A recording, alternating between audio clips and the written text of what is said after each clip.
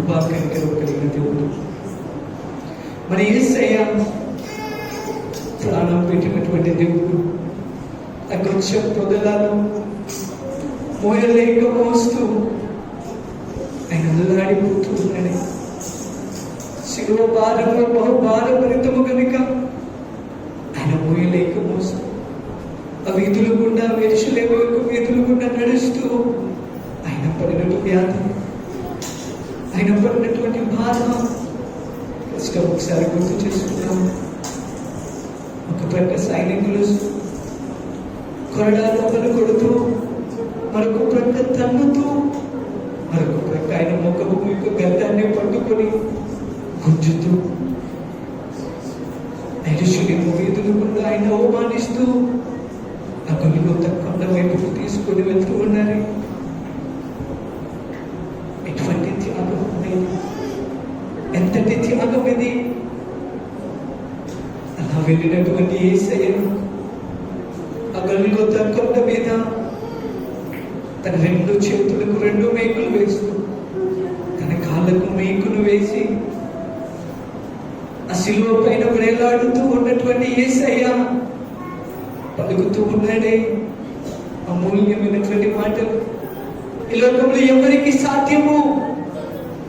తనను శిక్షిస్తున్న వారిని, తనను బాధ పెడుతున్న వారిని చూసి తండ్రికి ప్రార్థన చేస్తూ ఉన్నాడే, తండ్రి వీరేమి చేయుచున్నారు, వీరెరుగరు కనుక నిన్ను క్షమించు నాయనా అని చెప్పి. ఎంత దయగలిగినటువంటి హృదయం అండి! ఎంత దయగలిగినటువంటి దేవుడు! ఎంత జాలి కలిగినటువంటి వాడు! ఒకసారి జ్ఞాపకం చేసుకుని ఆయన యొక్క త్యాగాన్ని, ఆయన చేసినటువంటి ఆ యొక్క యాగాన్ని నీవు నేను జ్ఞాపకం చేసుకుందామా? నీవు నేను చేసినటువంటి తప్పులు, చేసినటువంటి పాపములు ఈ లోకంలో ఒకసారి గుర్తు చేసుకున్నట్లయితే అవి మనల్ని ఒకటో బాధిస్తాయి. నీ గతము ఎటువంటిదో, నీ జీవితం ఎటువంటిదో ఒకసారి జ్ఞాపకం చేసుకో. నీ చూపులు ఎటువంటివో, నీ చేష్టలు ఎటువంటివో, నీ తలంపులు ఎటువంటివో, ఇటువంటి నీచమైన కార్యాలు చేస్తూ నీ చేతులను, నీ కాళ్ళను అపవిత్రపరచుకుంటూ, చూడకూడనటువంటి దృశ్యాలు చూస్తూ, కళ్ళను పాడు చేసుకుంటూ, చూసినటువంటి దృశ్యాలను నీ హృదయంలో పెట్టుకొని, నీ తలంపుల్లో వాటిని ఉంచుకొని, నీ తలంపుల ద్వారా, నీ చేతుల ద్వారా, నీ కాళ్ళ ద్వారా నువ్వు చేసినటువంటి ఈ పాపము వల్లనే, ఈ తప్పిదముల వల్లనే యేసయ్య శిక్షింపబడుతూ ఉన్నాడు అనే సత్యాన్ని ఈరోజు గ్రహిస్తావా? నీ కళ్ళు ఏమైతే చూస్తూ ఉన్నాయో అవి నీచమైనవైనట్లయితే నీ తలంపులు నీచమైనవిగా ఉంటాయి. కాబట్టి యేసయ్య తలపైన ముళ్ళ కిరీటము కూర్చోబడింది అనే సంగతి నీకు గుర్తుందా? ఈరోజు నీవే ఏం ఆలోచిస్తున్నావో నాకైతే తెలియదు, కానీ నీవు చూసే అపవిత్రమైనటువంటి చూపులు, పాపిష్టి చూపులు, కామంతో కూడినటువంటి చూపులు, అవి నీ తలంపులను మాయ చేస్తూ, నీ తలంపులను మారుస్తూ, నువ్వేమైతే చూసావో వాటిని చేసే ప్రయత్నము నీ హృదయం నిన్ను ఏకీభవిస్తూ, నీ హృదయం నిన్ను ప్రోత్సహిస్తూ ఉన్నప్పుడు నీ శరీరము ద్వారా, నీ చేతుల ద్వారా, నీ కాళ్ళ ద్వారా, నీ నోటి ద్వారా ఎంత హీనమైనటువంటి తప్పులు చేసావు ఒకసారి గుర్తు చేసుకుంటావా? ఈరోజు దేవుడు సెలవిస్తూ ఉన్నాడు, ఆజ్ఞ అతిక్రమమే పాపము కనుక పాపము చేయొద్దు అని చెప్పి దేవుడు స్పష్టంగా చెప్పి ఉన్నాడే. ఒకవేళ నువ్వు పాపము చేస్తూ ఎవరు పట్టుకోవట్లేదు, ఎవరు చూడట్లేదు అని చెప్పి నీవు నీ ఇష్టానుసారంగా జీవిస్తూ, రోజులు గడిపేస్తూ, నామకార్థంగా ప్రభు యొక్క సన్నిధికి వస్తూ, అందరితో కలిసి విశ్వాసంగా ఒకవేళ నువ్వు నటిస్తూ ఉన్నట్లయితే నీ నటనా జీవితం ఎంతో కాలము కాదు. ఒకవేళ దేవుడు చేసినటువంటి త్యాగాన్ని నువ్వు గుర్తు చేసుకోకుండా, ఆయన చేసినటువంటి త్యాగానికి నువ్వు చేయాల్సినటువంటి విధంగా నువ్వు చేయకుండా, ఒకవేళ నువ్వు బయటి వేషం వేసుకొని దేవునికి సన్నిధిలో ఆదివారం మాత్రమే క్రైస్తవుడిగా ఉంటూ, మిగతా అన్ని రోజులు నీ ఇష్టానుసారంగా జీవిస్తూ, నీ ఇష్టానుసారంగా మాట్లాడుతూ, నీ ఇష్టానుసారంగా ఆలోచన చేస్తూ, నీకు ఇష్టం వచ్చినటువంటి ప్రదేశానికి వెళ్తూ, నీ శరీరాన్ని నీ ఆత్మను పాడు చేసుకుంటూ ఉన్నట్లయితే, ఒకవేళ ఇంతవరకు చేసినది ఇక చాలు. దేవుడు ఈరోజు నీ కోసం, నా కోసం మరణించినటువంటి కారణం నీకు తెలుసా? నువ్వు చేసినటువంటి పాపములన్నింటి నిమిత్తము, వీటన్నింటి నిమిత్తము నిన్ను విడిపించాలని ఆయన త్యాగం చేసి ఉన్నాడు. కాబట్టి విషయాన్ని గమనించండి. ఒకవేళ ఇప్పటికైనా నువ్వు మారు మనసు పొందకుండా, దేవునికి ప్రార్థన చేయకుండా, దేవుణ్ణి క్షమాపణ కోరుకోకుండా నువ్వు ఇంకా నటిస్తూ ఉన్నట్లయితే జాగ్రత్త, నువ్వు శిక్షింపబడతావు. జాగ్రత్త, నీ కోసం ఆరని అగ్ని సిద్ధంగా ఉంది. జాగ్రత్త, ఒకవేళ నువ్వు సాతానుతో పాటు అగ్నిగుండంలో నువ్వు పడిపోతే అక్కడ అగ్ని ఆరదు, పురుగు చావదు. ఎల్ల కాలము, యుగ యుగములు, తరములు నీ శరీరము కాలుతూ పురుగుల చేత తినబడుతూ ఉంటుంది. కనుక ఒకసారి జ్ఞాపకం చేసుకో. ఇక జీవించిన కాలము పాపిష్టి జీవితం ఇక చాలు. దాన్ని విడిచిపెట్టి ఈరోజు యేసయ్య చేసినటువంటి త్యాగం ఒక్కసారి జ్ఞాపకం చేసుకుని పశ్చాత్తాప హృదయం కలిగి, పశ్చాత్తాపము తెచ్చుకొని, యేసయ్యే దేవుడయ్యుండి కూడా ఈ లోకానికి నరరూపిగా ఈ లోకానికి వచ్చి, దరిద్రుడిగా ఈ లోకంలో జన్మించి, ఆయన తలవాల్చుకోవడానికి నేను స్థలము లేకుండా, ఈ లోకంలో ఆయనకంటూ ఏమీ ఉంచుకోకుండా తన సర్వస్వాన్ని నీ కోసం దారిపోసాడే, తన సర్వాన్ని నీ కోసమే ఇచ్చాడే. కాబట్టి జ్ఞాపకం చేసుకుని ఆ దేవుడు చేసినటువంటి త్యాగాన్ని నువ్వు ఒకవేళ విడిచిపెట్టేసి నీ ఇష్టానుసారంగా నువ్వు ప్రవర్తిస్తాను అంటే జాగ్రత్త, దానికి నీవు మూల్యము చెల్లించక తప్పదు అనే విషయాన్ని నీకు తెలియజేస్తూ ఉన్నా. నిర్లక్ష్యపడద్దండి. బాప్తిస్మం తర్వాత తీసుకుందాంలే, రక్షణ తర్వాత పొందుకుందాంలే అని చెప్పి దేవుడు చేసినటువంటి త్యాగాన్ని నువ్వు నిర్లక్ష్యంగా ఉంటూ నీ జీవితాన్ని నువ్వు కొనసాగిస్తూ ఉన్నట్లయితే అది నీకు ఏమాత్రం కూడా మంచిది కాదు అని చెప్పి తెలియజేస్తూ ఉన్నాను. ఆయన త్యాగాన్ని నువ్వు గుర్తు చేసుకొని ఈరోజు దేవుడు ఏమైతే మాట్లాడబోతూ ఉన్నాడు ఆయన మాటలు వింటూ, తద్వారా నిన్ను నీవు సిద్ధపరచుకొని నీ ఆత్మను దేవునికి దగ్గరగా, నీ జీవితాన్ని, నీ ప్రవర్తనను, నీ చూపులను, నీ నడతను దేవునికి దగ్గరగా పెట్టుకున్నట్లయితే ఆయనకు నీకు మధ్య ఉన్నటువంటి కనెక్షన్, ఆ బంధం మంచిది అయినట్లయితే ఈ లోకంలో నీకు నక్షత్రం వల్లే ప్రకాశిస్తూ అనేక మందికి దీవెనకరంగా ఉంటావు అనే సత్యాన్ని ఈరోజు నీకు తెలియజేస్తూ ఉన్నాను. కాబట్టి ఈరోజు దేవుడు చేసినటువంటి త్యాగాన్ని నాతో కలిసి జ్ఞాపకం చేసుకుంటూ ప్రార్థనలో ఏకీభవించాల్సిందిగా ప్రేమతో తెలియజేస్తూ ఉన్నాను. ఏ ఒక్కరు కూడా మౌనంగా ఉండదు. ఏ ఒక్కరు కూడా అటు ఇటు చూస్తూ మీకు తలంపులను పాడు చేసుకోకుండా దేవుడిపైనే మీ మనసును ఆనుకొని ఆయనను జ్ఞాపకం చేసుకుంటూ గొల్గొతా కొండపైన యేసయ్య వేలాడుతూ ఉన్నాడు అనే సత్యాన్ని మీ మనసులోనికి తెచ్చుకొని ఆయన వైపు చూస్తూ ప్రార్థనలోకి భవించండి. ప్రార్థన చేద్దాం. పరిశుద్ధుడా, ప్రేమ కలిగిన తండ్రి, నీ ఉన్నతమైన శ్రేష్టమైన నామాన్ని బట్టి మీకు స్తోత్రాలు చెల్లిస్తూ ఉన్నాం. నువ్వు ఎంతైనా చాలి కలిగిన దేవుడు, నువ్వు ఎంతైనా ప్రేమ కలిగిన వాడు అన్నైనా ఈ లోకాన్ని నువ్వు ఎంతో ప్రేమించావు అని నీ యొక్క లేఖకులు వాయించి ఉన్నావు. నీ మాటలు కేవలం రాతపూర్వకంగా ఉండేవి మాత్రమే కాదు తండ్రి, నీ మాటలు క్రియాపూర్వకంగా ఉండేవి నాయన. అన్నట్టుగానే ఈ లోకాన్ని నువ్వు ఎంతగా ప్రేమించావో నువ్వు చేసిన ఆ త్యాగాన్ని మా ఎదుట వచ్చి ఉన్నావు, క్రియలు చూపించి ఉన్నావు తండ్రి. నీకు స్తోత్రం ఆయన. పనికి మాలిన వారము, వడ్డీ వారము, ఎందుకు పనికి రానటువంటి వారము తండ్రి, పాపముల చేత, అపరాధముల చేత చచ్చిన వారమైనటువంటి మమ్మను రక్షించడానికి ఈ లోకానికి దిగి వచ్చావే. దిగి వచ్చిన నీవు దరిద్రునిగా, లేనివాడిగా ఈ లోకంలో జన్మించి నా కోసము, మా అందరి కోసము తండ్రి శిలువలో మరణించి నీ మరణానికి తండ్రి త్యాగముగా నువ్వు చేసినటువంటి ఆ త్యాగానికి తండ్రి మమ్మల్ని మేము విడిపించుకోవడానికి సహాయం దయచేసి తండ్రి.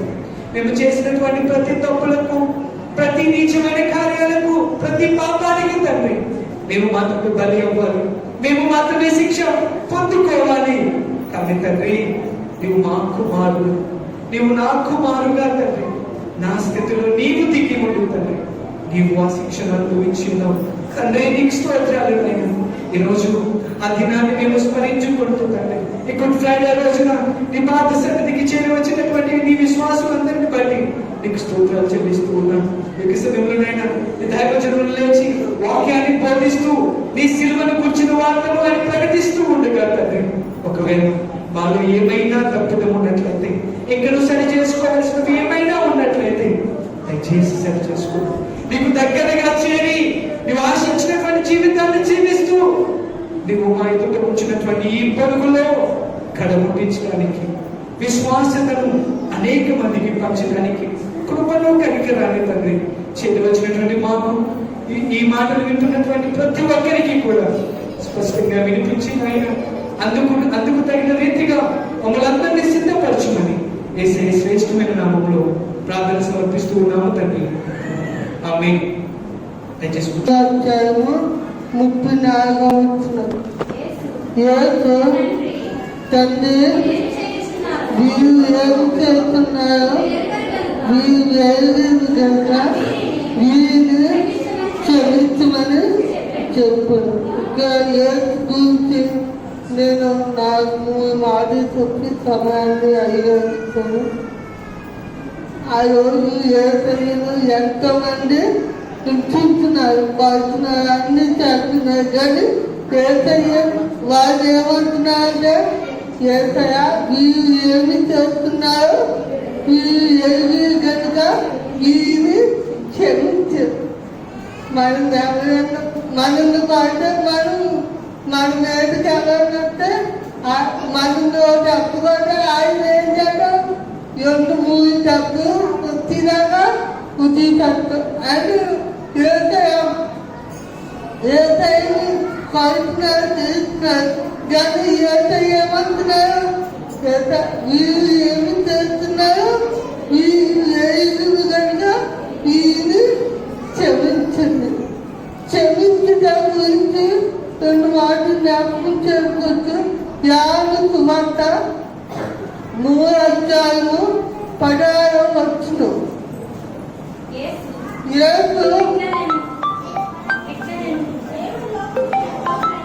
దేవుని లోకమును ఎంతో ప్రేమించను, ఆయన ప్రేమించకపోతే నాకు క్షమాపణ.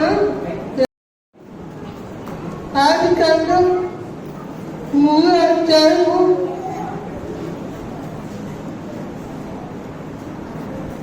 28వ అధ్యాయం. అప్పుడు దేవుడైన ఇదిగో మంచి చెట్టు ఎరిగినట్టు ఆదామును ఒకరి కంటి వాడు ఆయన. కాబట్టి అతడు ఒకవేళ నా చెయ్యి పడితే దేవరక్ష పనులు కూడా తీసుకుని తిని నిరంతరము జీవించదేమని యెహోవా దేవుని యెహోవా అతడు ఏమని ఆదాము తప్పు చేశారు. అవునా కదమ్మా? తిన్న ముందు తిన్నారు, అందుకుని దేవుడు ఏం చేశారు, వాళ్ళని క్షమించారా లేదా? మొదటి ఎవరు పాపం చేశారు?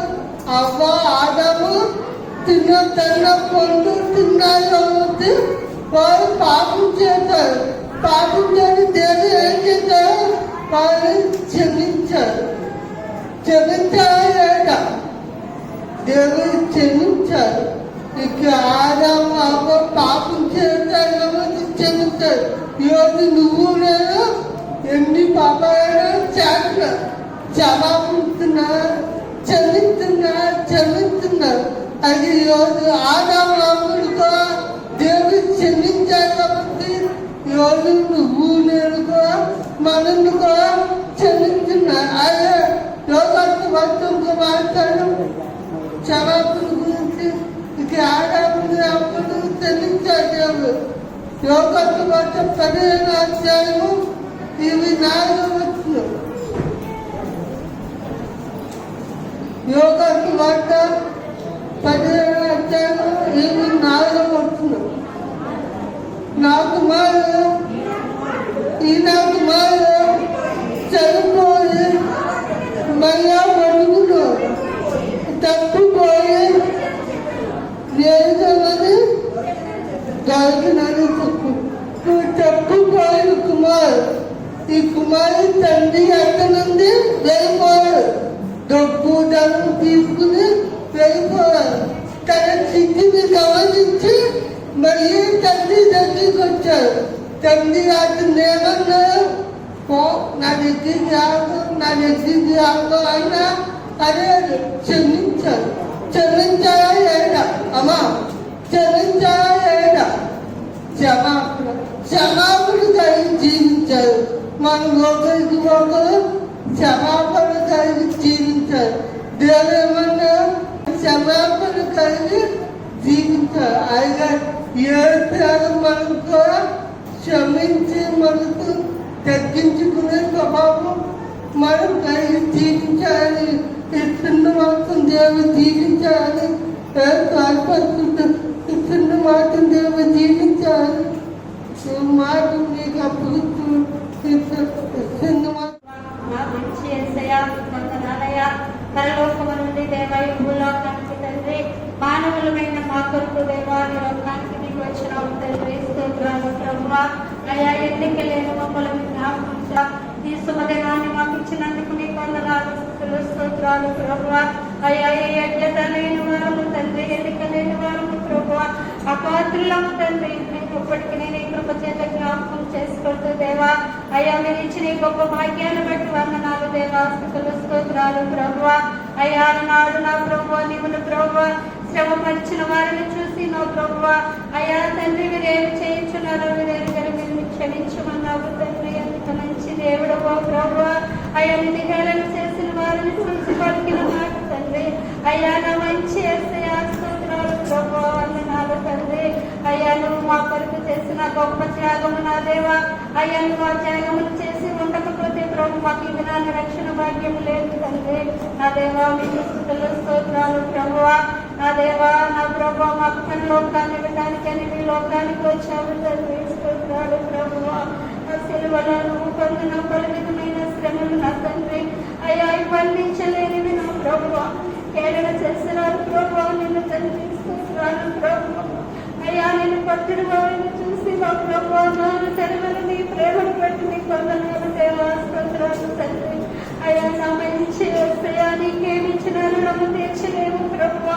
మా జీవిత కాలం అంతయు తండ్రి నీకు సాక్షులముగా నేను మహిమపరిచే వాళ్ళను ధన్యతల భాగ్యములు మాకు అనుగ్రహించి మనం వేడుకుంటున్నాము తండ్రి. స్తోత్రాలు ప్రభువా. అయ్యా నీ ప్రజలముగా నీ విధముగా నీ సన్నిధిలో కూడి నామ తండ్రి మనందరి పని నీ ఆత్మను నింపండి ప్రభు. మీ పరిశుద్ధ ఆత్మ చేత మమ్మల్ని అందరినీ అభిషేకించండి దేవా. అయ్యా మొదటి మాట పలికిన బిడ్డను బట్టి మీకు వందనాలు స్తోత్రాలు ప్రభు. ఇంకా నువ్వు ప్రభు జ్ఞాపకం చేస్తున్న ప్రతి మాటను ప్రభు నీకు మహిమ కలుగుగా దేవా వారికి తోడుగా ఉండి తండ్రి మీరే పలికించి మహిమ తెచ్చుకోనండి దేవా. నీ దాసులను కూడా మీరు బహుబలముగా వాడుకొని తండ్రి మాకు కావలసిన శ్రేష్టమైన మాటలు మీరే పలికించి మహిమ తెచ్చుకుంటారని మా రక్షకుడైన యేసుక్రీస్తు వారి శ్రేష్టమైన నామములో ప్రార్థించి వేడుకొని మీకు అప్పగిస్తున్నాము తండ్రి. దేవునికి మహిమ కలుగు. లూకా సువార్త 23వ అధ్యాయం 43వ వచనం. చదువు.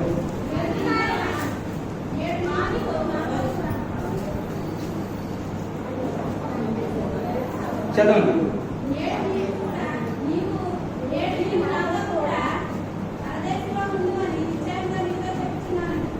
మంచిది. అందరూ తీసుకున్నారా? మీకు అర్థం అవడానికి కొంచెం పయనించదు.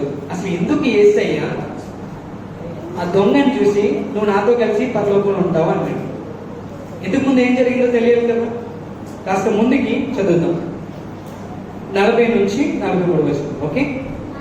అయితే రెండవ వాడు వాడిని గద్దించి, అయితే నీవు అయితే నీవు అదే శిక్షా విధిలో ఉన్నావు గనుక దేవునికి భయపడవా? మనకైతే ఇది న్యాయమే. మనము చేసిన వాటిని తగిన ఫలము పొందుచున్నాము కానీ ఈయన ఏ తప్పిదము చేయలేదని చెప్పి ఆయనను చూచి యేసు, నీవు నీ రాజ్యంలోనికి వచ్చినప్పుడు నన్ను జ్ఞాపకము చేసుకోమనెను.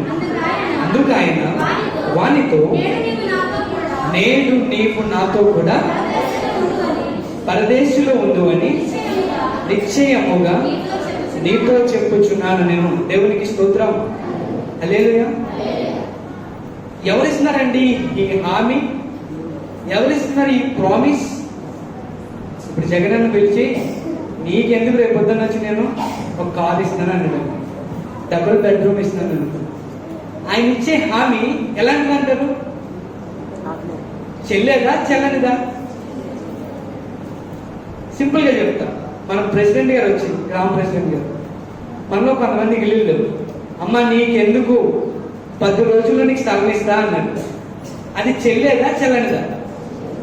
ఎక్కడైనా కొంచెమైనా డౌట్ ఉంటుందంటారా? డౌట్ ఉంటుందంటారా?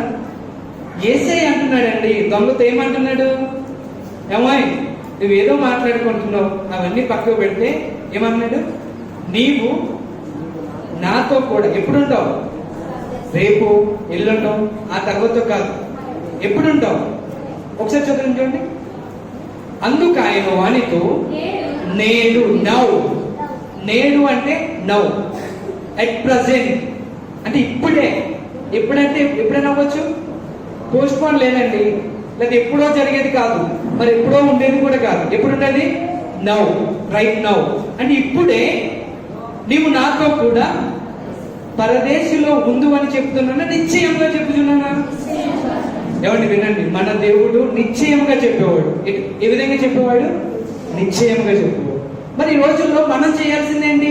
ఖచ్చితంగా చాలా మంది మీలో ఎంతమంది ఆశపడుతున్నారు, నేను కూడా యేసయ్యతో పరలోకంలో ఉండాలి, ఈ భూమి మీద నివసించినంత కాలం ప్రశాంతంగా క్షేమముగా కష్టం వచ్చినా నష్టం వచ్చిన వాటిని జయించి 3 చూడండి 3-4 నెలలు ఏమంటుందండి, బ్రతికిన 3 నాళ్ళు ముచ్చటగా ఆనందంగా ఉండాలి అని ఆశపడే వాళ్ళు ఎంతమంది మీలో? ఎంతమంది? ఎవరు లేరా? ఈరోజు దేవుడు మీకు వాగ్దానం ఇవ్వబోతున్నాడు. అదేంటో తెలుసా?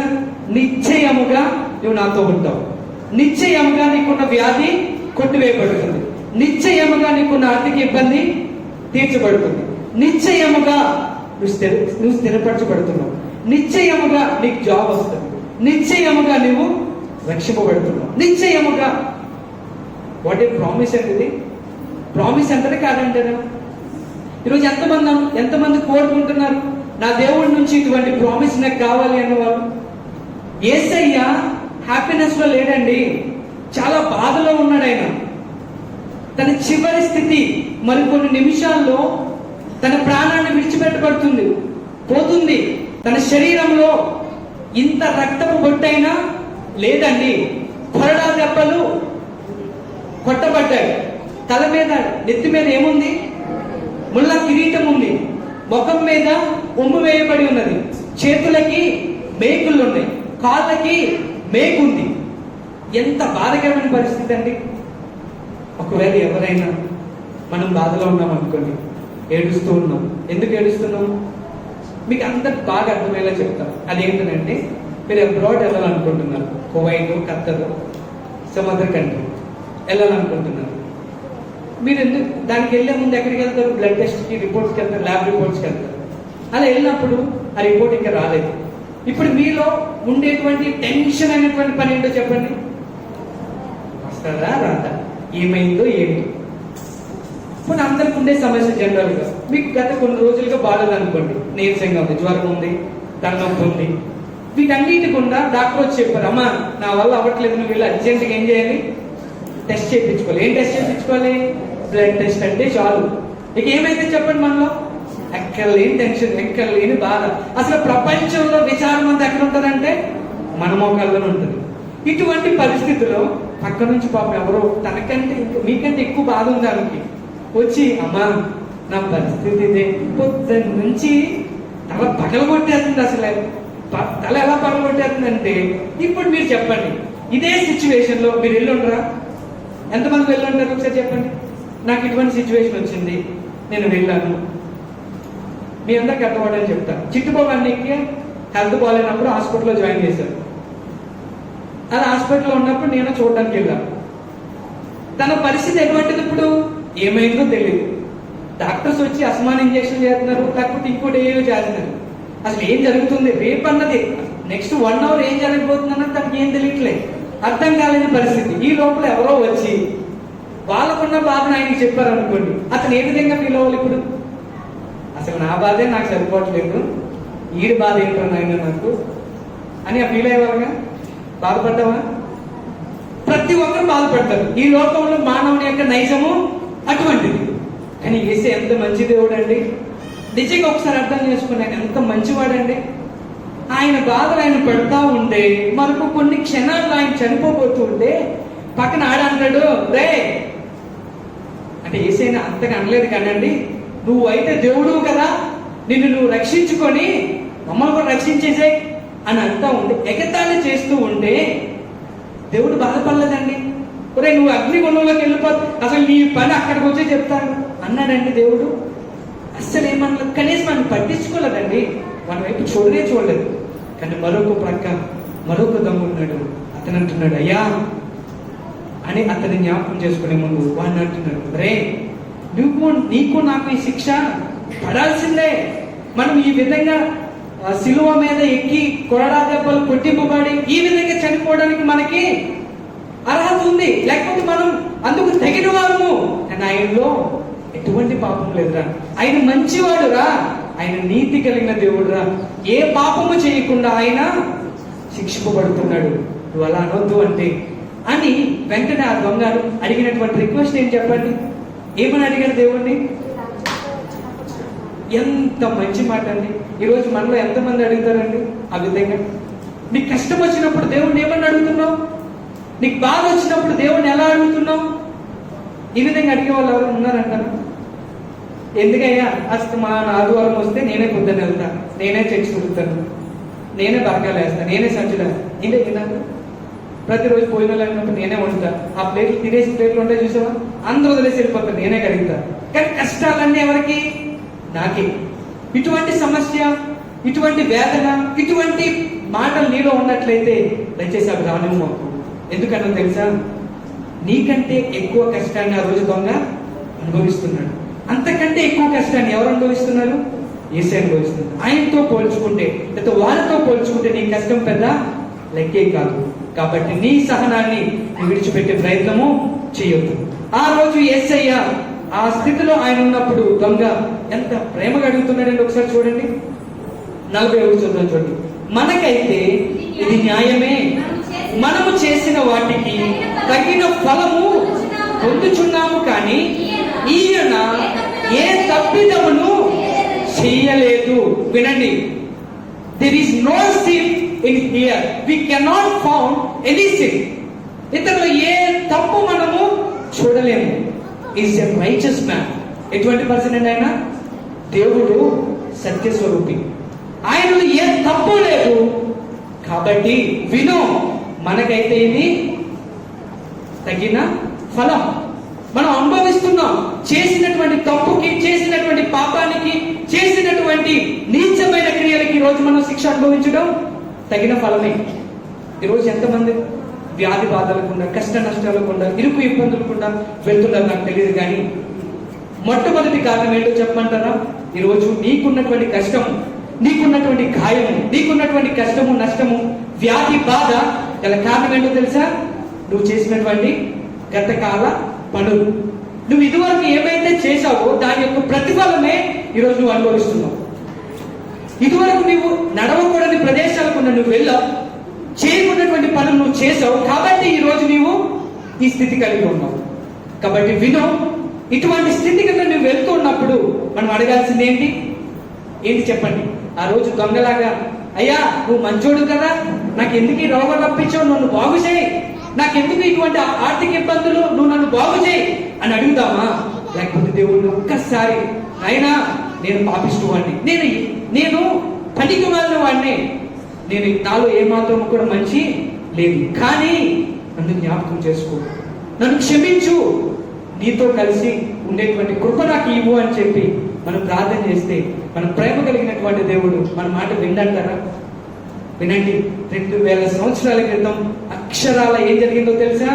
ఒక పాపిష్టి వాడు తను జీవించినంత కాలం తన ఇష్టానుసారంగా దొంగతనాలు చేస్తూ అనేక మందిని చంపేస్తూ, శిలువ మరణము మామూలుగా వేయరండి, అది చివరి స్టేజ్ అన్నమాట. అంటే అతను చేసినటువంటి తప్పు నిమిత్తము అతనికి ఫైనల్ గా ఇచ్చేటువంటి ట్రీట్మెంట్ ఏంటంటే శిలువ మరణం. అనగా ఈ దొంగ ఎటువంటి నరహత్యలు చేశాడో మనకు తెలియదు, ఎటువంటి మానభంగాలు అతను చేశాడో మనకు తెలియదు, ఎంతమందిని ఎన్ని విధాలుగా బాధించాడో మనకు తెలియదు. కానీ ఒక విషయం అయితే నిజం, అతను ఎంత దొంగ అయినా, ఎంత ఎటువంటి పాపిష్టి వాడైనా దేవుని యొక్క సన్నిధిలో తను అడిగిన ఒకే ఒక్క మాట ద్వారా అతను ఎక్కడ చేరుకున్నాడండి? పరలోక రాజ్యానికి చేరుకున్నాడు, రక్షణ పొందుకున్నాడు. ఒకే ఒక్క మాట ద్వారా యేసయ్యను తండ్రిగా అంగీకరించగలిగాడు. ఈ రోజు ఈ వాక్యం వింటున్నటువంటి మనలో ఒక విషయాన్ని తెలియజేస్తూ నేను ముగిస్తాను. నువ్వు ఎవరివైనా సరే, ఎంతటి పాపిష్టి వాడివైనా, ఎంతటి నీచమైన పనులు నువ్వు చేసిన గతంలో, ఎంతగా నీ తలంపులను పాడు చేసుకున్నా, నీ కళ్ళను పాడు చేసుకున్నా, నీ హృదయాన్ని పాడు చేసుకున్నా, చివరికి నీ శరీరాన్ని పాడు చేసుకున్నా, నువ్వు చేయాల్సింది ఒకటి ఏంటో తెలుసా? దేవుని యొక్క పాద సన్నిధికి వచ్చి, ప్రభువా నన్ను క్షమించు అంటే చాలు. దేవుడు ఎటువంటి వాడండి? క్షమించి ఆనాడు దొంగకి ఇచ్చినటువంటి రక్షణ ఈరోజు నీకు కూడా ఇవ్వడానికి సిద్ధంగా ఉన్నాడు. ఒక చిన్న ఉదాహరణ తెలియజేసి నేను ముగిస్తూ ఉన్నాను. అదేంటనంటే, ఒక తండ్రికి 2 కుమారులు ఉన్నారు. ఒక కుమారుడు బాగా చదువుకున్నాడు, లాయర్ అయ్యాడు. మరొక కుమారుడు చదువు ఏమీ ఎక్కలేదండి, ఎంతసేపు జులాయిగా తిరగడం, తన ఇష్టం వచ్చిన చోటికి వెళ్ళడం, తన ఇష్టానుసారంగా ఎంజాయ్ చేయడం, తను అనుకున్నది సాధించడం, అనగా తుచ్చమైనటువంటి వాటిని. ఒకవేళ బైక్ రైడ్స్కి వెళ్ళాలంటే వెళ్ళడం, బాగా తాగాలంటే తాగడం, గుట్కాలు తినాలంటే తినడం, సిగరెట్లు, మందు, ఇలా బీభత్సంగా తను ఏమైతే అనుభవించాలనుకుంటున్నాడో వాటన్నిటిని కూడా అనుభవిస్తూ తన ఎవ్వరి కాల జీవితాన్ని అలా పాడు చేసుకుంటూ ఉంటున్నాడు. ఇటువంటి సమయంలో తను చేసినటువంటి ఒకే ఒక్క తప్పు ఏంటో తెలుసా? తనకు బాగా ఎంజాయ్మెంట్ అలవాటు పడిపోయాడు. ఈ లోకంలో ఉన్నటువంటి ప్రతి వాటిని తను పొందుకోవాలని ఆశపడుతూ ఉన్నప్పుడు చివరికి తన చేతిలో ఏమి లేవండి, డబ్బులు లేవు. అనగా తన తల్లిదండ్రుల నుంచి తీసుకోవాల్సిన డబ్బు అంతా తీసేసుకున్నాడు. తన చివరికి కష్టపడలేని పరిస్థితి, కానీ తన ఎంజాయ్మెంట్ కూడా విడిచిపెట్టలేనటువంటి పరిస్థితి. అటువంటి పరిస్థితి గుండా తను వెళ్తూ ఉన్నప్పుడు వినండి, చివరికి ఒక రోజు ఒక దొంగతనం చేయాల్సి వచ్చింది. ఎవరైనా ఒకసారి అర్థం చేసుకోండి, అన్ని ప్రయత్నాలు అయిపోయినాయి అనుకోండి, దేనికి పాల్పడతారు? దొంగతనాలకి. ఆ రోజు ఆ యవనస్తుడు కూడా అన్ని ప్రయత్నాలు అయిపోయి తల్లిదండ్రుల దగ్గర డబ్బంతా చేసేసాడు, తన దగ్గర ఏమీ లేవు. కానీ తనకున్నటువంటి కోరికలు పెరుగుతూ ఉన్నప్పుడు ఆ కోరికలు తీర్చుకోవడానికి దొంగతనం చేసే ప్రయత్నం చేశాడు. అలా ప్రయత్నం చేసేటప్పుడు ఆ వ్యక్తిని చంపేశాడు. ఎక్కడైతే దొంగతనం చేస్తూ ఉన్నాడో అక్కడ దొంగతనం చేసే ప్రక్రియలో తను నరహత్య చేశాడు. నరహత్య చేసి అలా పరిగెడుతూ ఉన్నప్పుడు వినండి, తను నరహత్య చేసిన ప్రదేశం నుంచి తను పరిగెడుతూ పరుగున ఇంట్లోకి వచ్చేసాడు. ఇంట్లోకి వచ్చేసి తలుపులు వేసేసుకుని లోపల గజగజా వణికిపోతున్నాడు, భయపడిపోతూ ఉన్నాడు. వెంటనే తన అన్నయ్య వచ్చాడు. ఎరా ఏమైందిరా, ఏంటి నీ శరీరం అంతా రక్తమైంది, అసలు ఏం జరిగింది చెప్పు అని అంటే, అన్నయ్య పోలీసులు వచ్చేస్తున్నారు, బయట ఉన్నారు, నువ్వు ఎత్తుకొని పోతారు, నన్ను చంపేస్తారు, అన్నయ్య నన్ను రక్షించు అంటే వెంటనే ఆ అన్నయ్య ఏమైందిరా అని అడిగితే తను ఏం చెప్పి ప్రయత్నం చేయలేదు. కానీ వెంటనే ఒరే ఉండరా అని చెప్పి, అన్నయ్య తమ్ముడు ఒకే పోలికలో ఉన్నారు కాబట్టి, మనకి కౌల పిల్లలు కాబట్టి, వెంటనే తన అంగీ తీసి తన బట్టలు తీసి ఇతను వేసుకుని తమ్ముడు బట్టలు తీసుకుని అన్నయ్య వేసుకున్నారు. అర్థమేలా చెప్తున్నాను. లోపలికి వచ్చి తమ్ముడు ఎప్పుడైతే భయపడిపోతూ ఉంటే అన్నయ్య అన్నాడు, రే నువ్వేం భయపడకు, నీ బట్టలు నక్కిచ్చేసి నా బట్టలు వేసుకో అని చెప్పి బట్టలు మార్చేసుకున్నారు. ఈ లోపల బయట నుంచి శబ్దం వినపడుతుంది, టపటపా లాక్ చేస్తూ ఉంటే డోర్ని. వెంటనే అన్నయ్య బయట డోర్ దగ్గరికి వచ్చి తలుపులు తీసి వెంటనే చూసేసరికి ఎవరు కనిపిస్తున్నారు చెప్పండి? ఎరా పారిపోదాం అనుకుంటున్నావా? దొంగతనం చేసి చంపేసి ఒక మనిషి నిండు ప్రాణాలు తీసామే, ఎక్కడికి పారిపోతావు అని చెప్పి కాలం పట్టుకుని ఈడ్చుకుంటూ పోలీస్ స్టేషన్ తీసుకెళ్లిపోయారు. దాన్ని ఎంతగా కొట్టగలరు అంతగా కొట్టేశారు. వినండి, ఆ జడ్జిమెంట్కి తీసుకుని వెళ్ళారు. ఎవరైతే చేసింది తప్పు ఎవరు చేశారు? తమ్ముడు చేశాడు. కానీ అన్నయ్యను పోలీస్ స్టేషన్ తీసుకెళ్లారు. అక్కడి నుంచి కోర్టుకు తీసుకుని వెళ్ళారు. కోర్టులో లాయర్ చెప్పారు, అయ్యా ఇతను చేసినటువంటి తప్పుకి ఇతనికి ఉరి శిక్ష పడాల్సిందే. ఎందుకనంటే ఇతను చేసిన మామూలు విషయం కాదు. ఇతను హిస్టరీ చూస్తే అనేక దొంగతనాలు చేసి ఉన్నాయి, అనేక మందిని మానభంగాలు చేసి ఉన్నాయి. కాబట్టి ఇతను చివరికి బ్రతికి ఉండడానికి వీల్లేదు. కాబట్టి ఇతను ఏం చేయాలి? ఉరి శిక్ష వేయాలి. వెంటనే ఉరి శిక్ష తేదీ ఖరారు చేశారు. అప్పుడు చివరిగా ఒక మాట అడుగుతారు కదా, ఏంటండి చివరి కోరిక ఏమని ఉందంటే, వెంటనే ఆ వ్యక్తిని పిలిచి, అన్నయ్యని పిలిచి, ఏమయ్యా నీకు ఏమైనా చివరి కోరిక ఉందంటే, అవునండి నా తమ్ముడితో నేను మాట్లాడాలి. అప్పుడు వెంటనే ఆ తమ్ముడిని కోరి పంపించాడు. తమ్ముడు వెలుగెత్తు ఏడుస్తున్నాడండి. ఎందుకనో తెలుసా? తనకు మారుగా ఎవరు చనిపోతున్నారు ఇప్పుడు? తన అన్నయ్య చనిపోతున్నాడు. ఏడుస్తూ పరుగున అన్నయ్య దగ్గరికి వచ్చాడు. గట్టిగా కౌగిలించుకున్నాడు. అన్నయ్య అని బోరు అంటూ ఏడుస్తూ ఉన్నాడు. వినండి, అలా ఏడుస్తూ ఉంటే అన్నయ్య చెప్తూ ఉన్నాడు, తమ్ముడు నువ్వు బ్రతికి ఉన్న నాలు దేవుడు అనగా మన తల్లిదండ్రులు ఆశించినటువంటి జీవితం నువ్వు జీవించలేదు.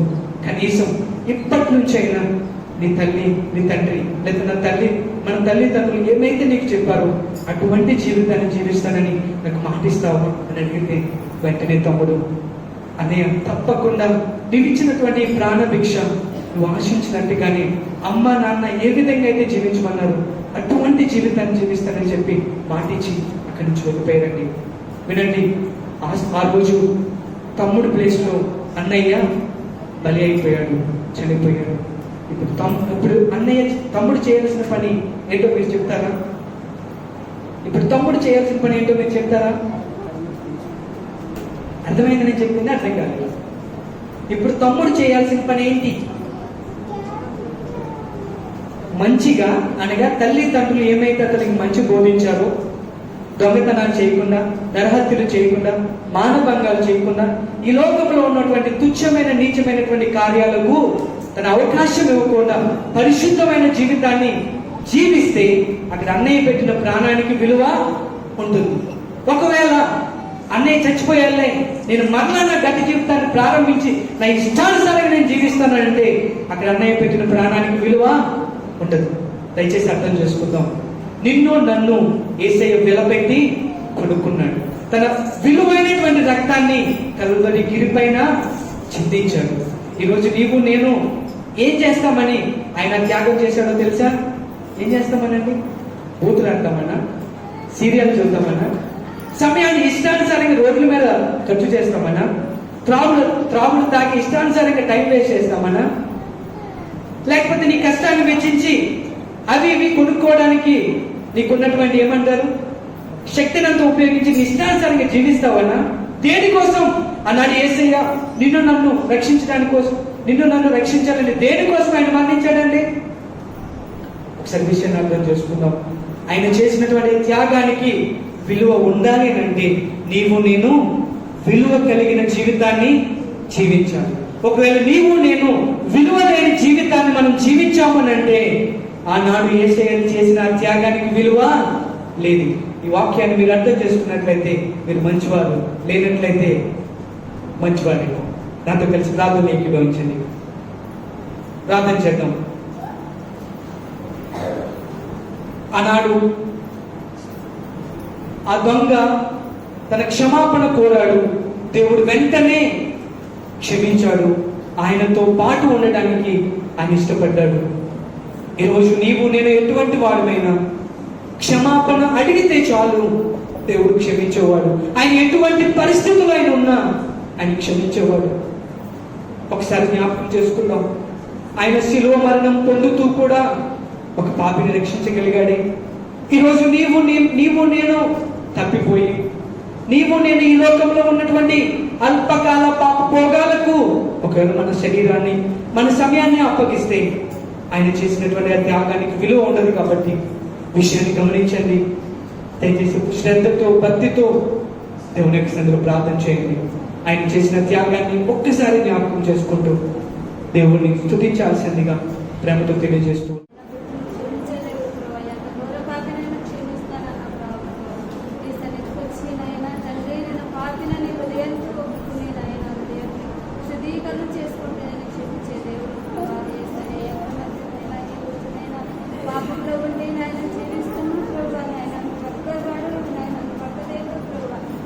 క్షమాపణ కలిగే జీవితాన్ని క్షమించవలసిన పాపిన హృదయంతో ఒప్పుకోవడానికి రక్షణ చేస్తున్నారు.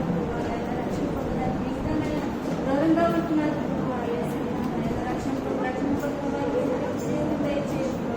రక్షణ లేని వారికి రక్షణ పొందడానికి ఆయన ఈ రోజైనా కనీసం ఒక బాబైన రక్షణ పొందుతానని ఎంతో ఆనందంగా రెండో మాటలైనా నాతో కూడా నిశ్చయంగా పరదేశంలో ఉంటూ అన్నప్పుడు మేమందరం నాయన పరదేశంలో ఉండడానికి నాయన ఈ యొక్క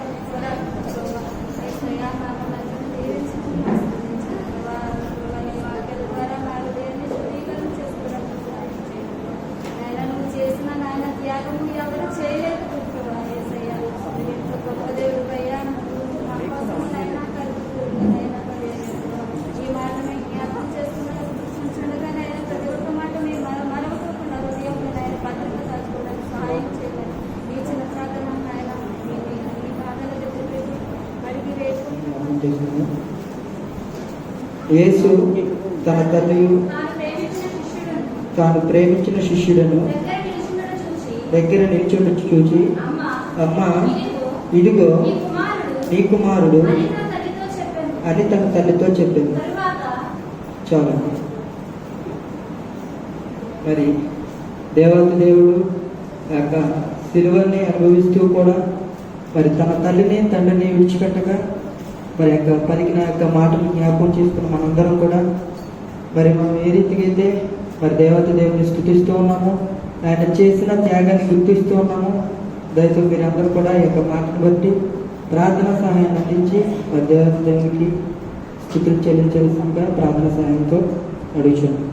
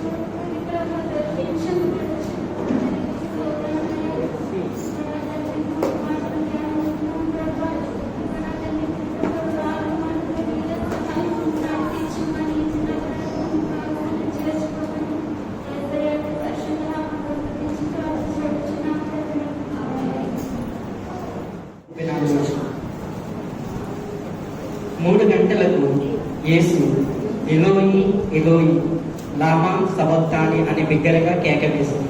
ఆ మాటలకు నా దేవా నన్ను ఎందుకు చేయవిడిచితమని.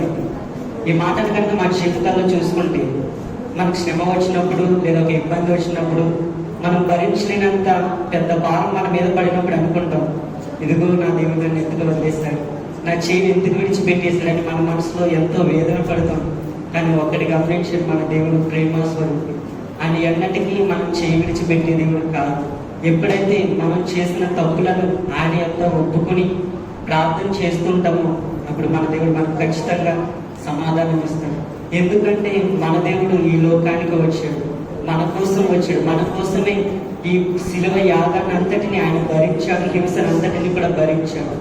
కాబట్టి ప్రతి ఒక్కరు కూడా ఒప్పుకుందాం, దేవుడు మన కోసమే ఈ లోకానికి వచ్చాడు. ఈ మాటను ఆ క్షణం ఆలోచిస్తే గనక దేవుడు ఆ ప్రభు వారి చేయని ఎందుకు విడిచిపెట్టాడంటే ఆ క్షణం దేవుడు ప్రభువుని కాదు మనలను చూస్తూ ఉన్నాడు.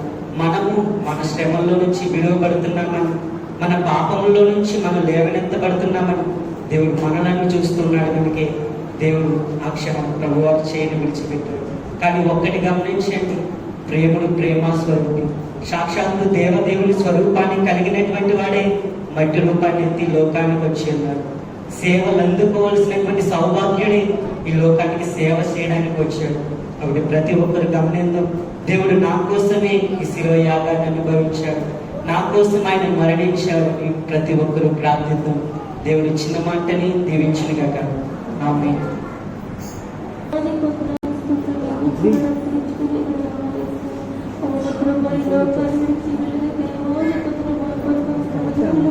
ప్రభావాన్ని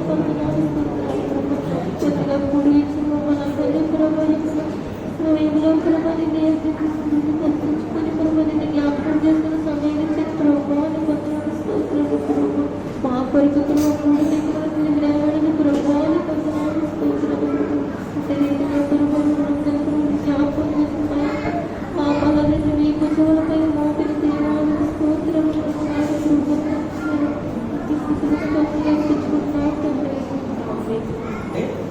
అటు తరువాతమును అప్పటి సమాప్తమైనదని యేసు ఎరిగి లేఖనము నెరవేరినట్లు నేను దప్పిక కొనుచున్నానండి. ఆయన శిలువలో వేలాడుచు ఇదిగో నేను దప్పిక కొనుచున్నానని అడిగారండి. కానీ మనము దానికి బదులుగా చేదు చెరుకను అందించారండి సైనికులు. ఇప్పుడు మనం ఉదాహరణకి ఎండలో పడి ఇంటికి వస్తున్నప్పుడు దాహం చేసినప్పుడు ఇంట్లో వాళ్ళని అడిగినప్పుడు వాళ్ళు ఇవ్వకపోతే మనకి ఎంత కోపంగా ఉంటుందండి. కానీ దేవుడు అట్టి పరిస్థితులలో తన శరీరాన్ని నలగొట్టుకుని అలా శిలువతో మేకులతో వేలాడుతుండగా ఆయన దప్పుకొంచడానికి చేతి చెరగనిచ్చారండి. కానీ ఆయన ఏమీ అనుకోకుండా నా బిడ్డలను క్షమించమని తండ్రిని అడిగి తన యొక్క బిడ్డల కోసమే నా ప్రాణాన్ని అప్పగించాలని తన ఆత్మను దేవుడికి అప్పగించాడు. ఈ చిన్న వాక్యాన్ని దేవుడికి ఇచ్చినాడు. నా ప్రభు 5వ మాట నేను దక్కుమంతుడు తండ్రిని కొందనాలు స్తోత్రాలు అయా ఎండిన భూమైన ప్రవాహ జలములను కుమ్మరించగలిగిన వాడు తప్పికొన్న వాటిని వారులారా నా ఎద్దుకు రండి సేద తీర్చుకొని సెలవిచ్చిన గొప్ప దేవుడు తండ్రిని కొందనాలు ప్రభువాని స్తోత్రాలు ఎండిన స్థితిలోనూ ప్రభు ఆయా 3 మరుపుల మా జీవితంలో ప్రభు మీ అడుగు పెట్టినటువంటి నీ ప్రాణం ద్వారా ఉప్పు కాల్చినటువంటి రక్తం ద్వారా అయా ఈ విమోచన ప్రయత్నముగా నా ప్రభు తిరిగి గొప్ప కార్యం చేసావు తండ్రి. అయ్యా నువ్వు చేసిన త్యాగానికి వందనాలు ప్రభు. అయ్యా నువ్వు చూపించిన కృపకు వందనాలు ప్రభు. ఇదిగో నా ప్రభు ఇంకా నా ప్రభు ఇదిగో నా తండ్రికి స్తోత్రాలు ప్రభు. 2 మాటలు కూడా మేము జ్ఞాపకం తెచ్చుకోవడానికి సహాయం చేయండి. దైవదాసుని ఆత్మాభిషేకంతో నింపండి. అయ్యా నీ ఆశలు నిలబడి వాక్యం చెప్పుచుండగా అయ్యా నీ స్తోత్రాలు ప్రభు మా హృదయాలకు ఫలించడానికి సహాయం చేయండి ప్రభు. అయ్యా నువ్వు చేసిన త్యాగాన్ని మరింత వివరంగా నా ప్రభు తెలుసుకుని నా ప్రభు అయ్యా నీ కృపనిచ్చినందుకు నా ప్రభు నా ప్రభు నీతిగా మమ్మల్ని అందరినీ నడిపించి కృప చూపించమని యేసయ్య శ్రేష్టమైన నామములో వేడుకుంటున్నాను సరళ సమాప్తమందు తప్పి కావచ్చి ఆత్మను అప్పగించును. దాని ముందు ఇది దానిపై వచ్చిన తగ్గుతామమ్మ చేతుతో అతను ఒక పాత్రను పెట్టి కనుక వాయు కాంచి చేతుతో నింపి చేతుతో ధరించి ఆయన నోటికి అందించదు.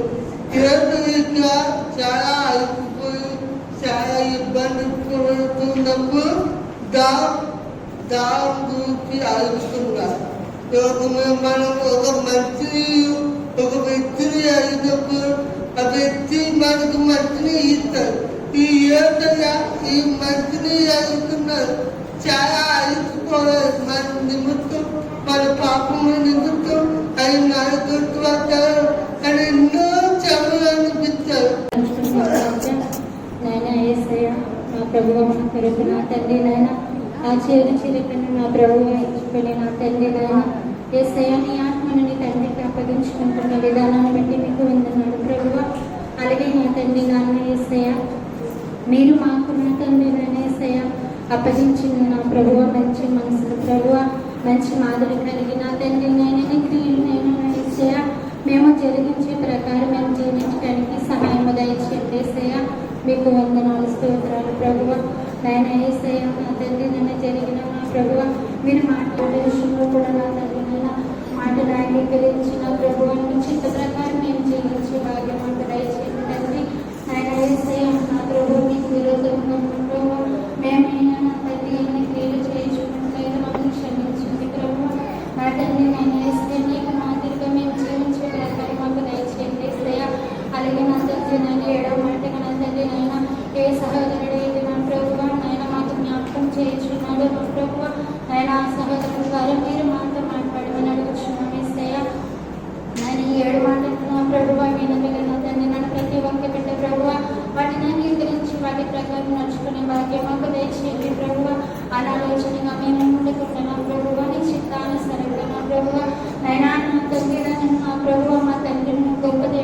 కాబట్టి నా తండ్రి నాయన మేము కూడా యథార్థంగా జీవించే వాక్యం మాకు దయచేయండి నా ప్రభువ. నాయన నీకు ఆయాసకరమైన క్రియలు మాట్లాడినట్లయితే తీసుకువెళ్ళి ప్రభువ. నా తండ్రి నన్ను ప్రతి ఒక్క బిడ్డను దీవించి ఆశీర్వదించి నా ప్రభువ. నా తండ్రి నాయన యేసయ్య నా ప్రభువ, నా తండ్రి భాషల ద్వారా నా తండ్రి నాయన మీరు ఏమైతే మాట్లాడినారు నా ప్రభువ, నాయన మాతో మీరే ప్రభువ సూటిగా స్పష్టంగా మాట్లాడి ప్రభువ, నాయన మాలో ఇంకా మరేమైనా ఏమైనా క్రియలుంటే తీసివేసి నాయన యథార్థమైన జీవితం జీవించడానికి మాకు సహాయం దయచేయమని వాళ్ళ యేసయ్య అతి పరిశుద్ధ నామమున అడిగి వేడుకుంటున్నాము తండ్రి. 46వ రోజు లూకా సువార్త 23వ అధ్యాయం 46వ రోజు. అప్పుడు యేసు గొప్ప శబ్దముతో కేక వేసి, తండ్రి నీ చేతికి నా ఆత్మను అప్పగించుచున్నాను నేను. చాలు. ఆయన ఇలాగూ చెప్పి ఇలా అనిపించింది. Everything is finish. ఫినిష్ అంటే ఏంటి? కంప్లీటెడ్, అయిపోయింది. ఫినిష్ అంటే అయిపోయింది. తండ్రి ఏదైతే ఆయనకి అప్పగించాడో కుమారుడిగా అదంతా కూడా ఆయన చేసేసి ఏమని చెప్తున్నాడు? తండ్రి నా ఆత్మను నీకు అప్పగించుతున్నానని చెప్పి తన ప్రాణాన్ని విడిచిపెట్టాడు. అర్థం చేసుకుందాం. యేసయ్య చేసినటువంటి క్రమం కానీ, ఆయన ఈ భూలోకంలో జన్మించిన తర్వాత 33.5 సంవత్సరాలు ఈ భూలోకంలో జీవించి ఆల్మోస్ట్ 3.5 years 3.5 సంవత్సరాలు తండ్రి యొక్క పరిచర్యలో బలంగా వాడబడి అనేక మందిని సత్యంలోనికి నడిపిస్తూ జీవ మార్గమును తెలియజెప్పే ప్రయత్నం చేసినప్పుడు ఈ లోకంలో అనేక మంది అంటే జనసమూహాలుగా ఆయన దగ్గరికి వచ్చారంట. అలా దగ్గరికి వచ్చినప్పుడు వారందరికీ ఆత్మీయ ఆహారంతో పాటు శారీరక ఆహారాన్ని కూడా ఆయన పెట్టి ఉంటాడు. ఆయన ఎక్కడా కూడా సగం చేయలేదండి. చేశారు ఎక్కడైనా? ఈరోజు ఒక విషయం చెప్తున్నాం. ఈ మాటను బట్టి మీకు అప్పగించిన పని, ఎగ్జాంపుల్ నాకు అప్పగించిన పని ఏదైనా అవ్వచ్చు.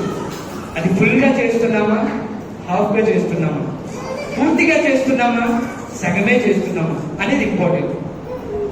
ఒకరోజు ఒక యజమానుడు మన్నించాడు. ఒక బాస్, ఒక యజమానుడు అట్లా రోడ్డు మీద వెళ్తూ తనకి ఆకలేసి పక్కనే చాయ్ బండి కనిపిస్తే, టీ షాప్ కనిపిస్తే కారులో ఆపేసి వెళ్ళి టీ తాగుతున్నాడు. జాగ్రత్తగా విద్దాం. చివరి మాట అయిపోయింది. అట్లా కాఫీయో టీ తాగుతూ ఉంటే రోడ్డు మీదకి అలా చూశాడు. కారు అలా పెట్టున్నాడు కాబట్టి కారు మీద అలా కాకి వెళ్తూ ఏమేసింది?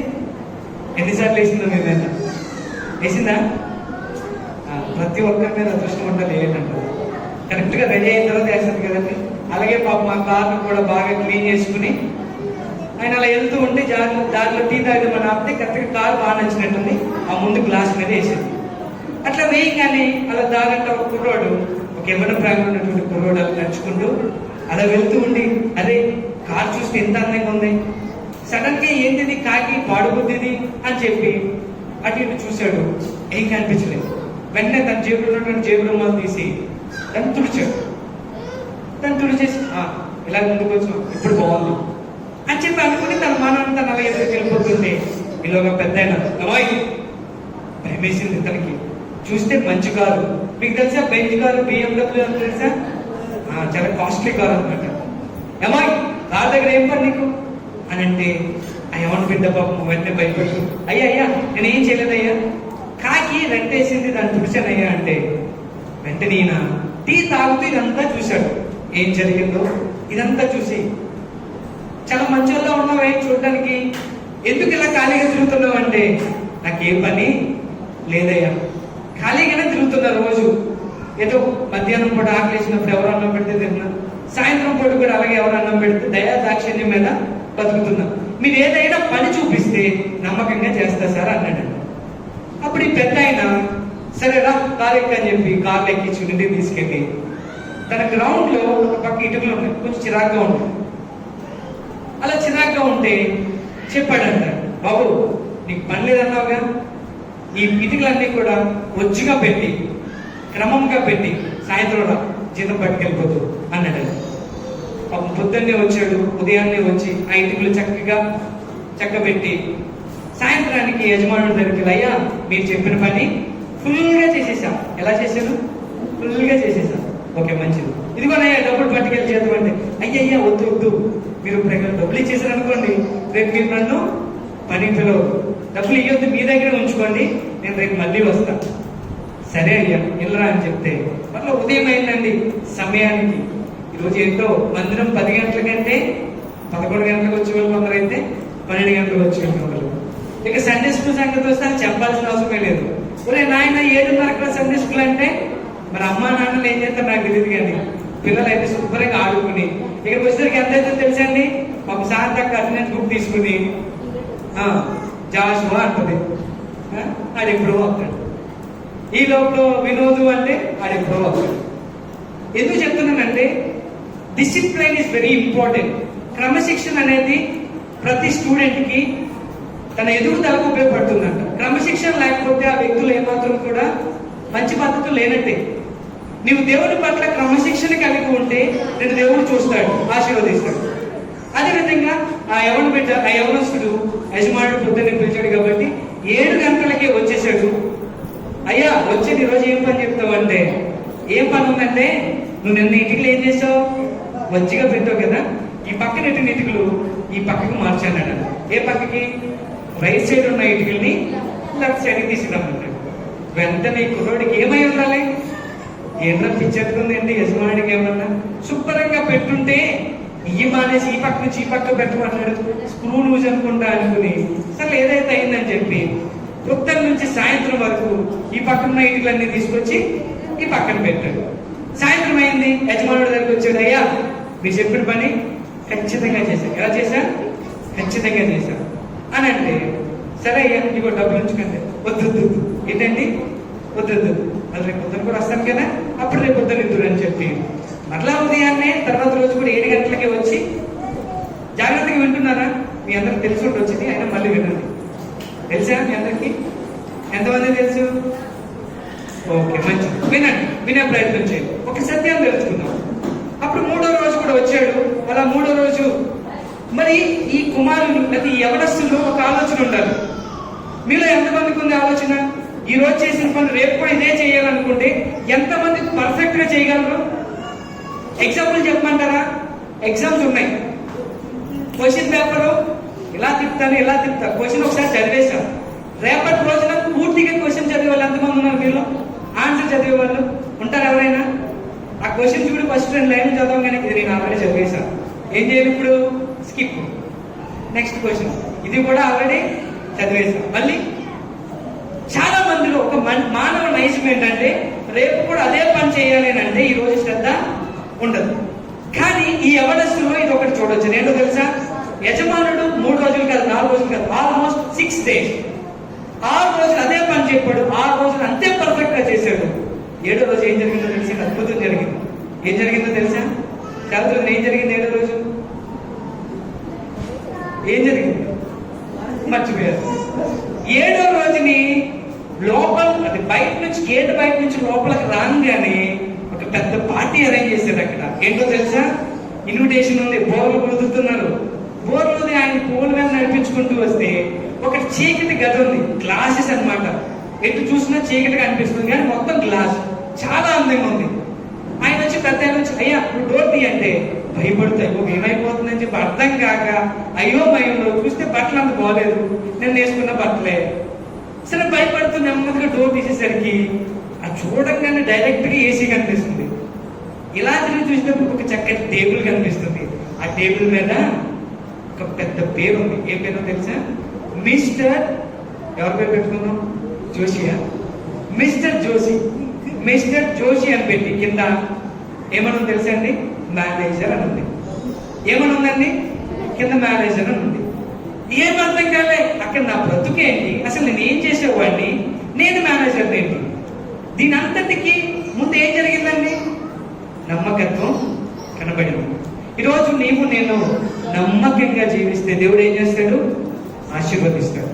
దేవుడు తన తండ్రి ఏదైతే చెప్పాడో దాన్ని ఎలా చేశాడంటండి? పూజ తప్పకుండా నమ్మకంగా సమస్తము కూడా కంప్లీట్ చేసి ఆయన ఏం చేశాడు? సమాప్తమైనదని చెప్పి తన ప్రాణాన్ని అప్పగించాడు, తండ్రికి అప్పగించాడు. ఈరోజు నీవు నేను కూడా ఆయన ఏ విధంగా అయితే తన తండ్రి చెప్పినట్టుగా చేశాడు, ఈరోజు మనం కూడా ఎవరు చెప్పినట్టుగా చేయాలి? యేసయ్య చెప్పినట్టుగా ఆయన ఏదైతే చెప్పాడో అక్షరాల చేస్తే నీకు ఎటువంటిది ఉంటుందో తెలుసా? ఆ యవనస్తునికి ఒక ఏసీ రూమ్ ఉంటుంది, కానీ నీకైతే ఎటువంటి ఇల్లు ఉంటుందో తెలుసా? బంగారపు ఇల్లు ఉంటుంది. పరలోకం ఎటువంటిదండి? బంగారము, బంగారంతో ఉన్నటువంటి వీధులు, బంగారంతో కట్టబడినటువంటి ఇల్లు. అటువంటి దాంట్లో నీవు నేను ప్రవేశించాలనంటే ఈ లోకంలో ఏం చేయాలి? ఏం చేయాలి? నమ్మకత్వాన్ని కనుపరిస్తే చాలు, దేవుడు నిన్ను రీతిగా దీవిస్తాడు. రైట్, ప్రార్థన చేద్దాం. దేవుడు ఈరోజు 7 మాటలు చాలా స్పష్టంగా మనతో మాట్లాడారు. కాబట్టి ఒక్కసారి ఆయన యొక్క శిలువ త్యాగాన్ని గుర్తు చేసుకుంటూ ఈ 7 మాటలను బట్టి దేవుడు మరొకసారి కృతజ్ఞతలు తెలియజేస్తూ మనం ఈ కార్యక్రమం ముగించుకుందాం. ప్రార్థన చేద్దాం, కళ్ళ మూసుకుందాం. ఎంతమంది శ్రద్ధగా ఉన్నారు ప్రార్థన అంటే? అన్నం పెడతానంటే గిన్నెకి గిన్నె, నా పక్కన గ్లాస్ కూడా తెచ్చుకోవాలి. ప్రార్థన అన్నంగానే మోకాళ్ళు వేయాలి, చేతులు జోడించాలి. ఈ విషయం తెలియకపోతే నేను ఏం చేయలేను. అందరూ కూడా మోకరించగలిగిన వాళ్ళు మోకరించండి.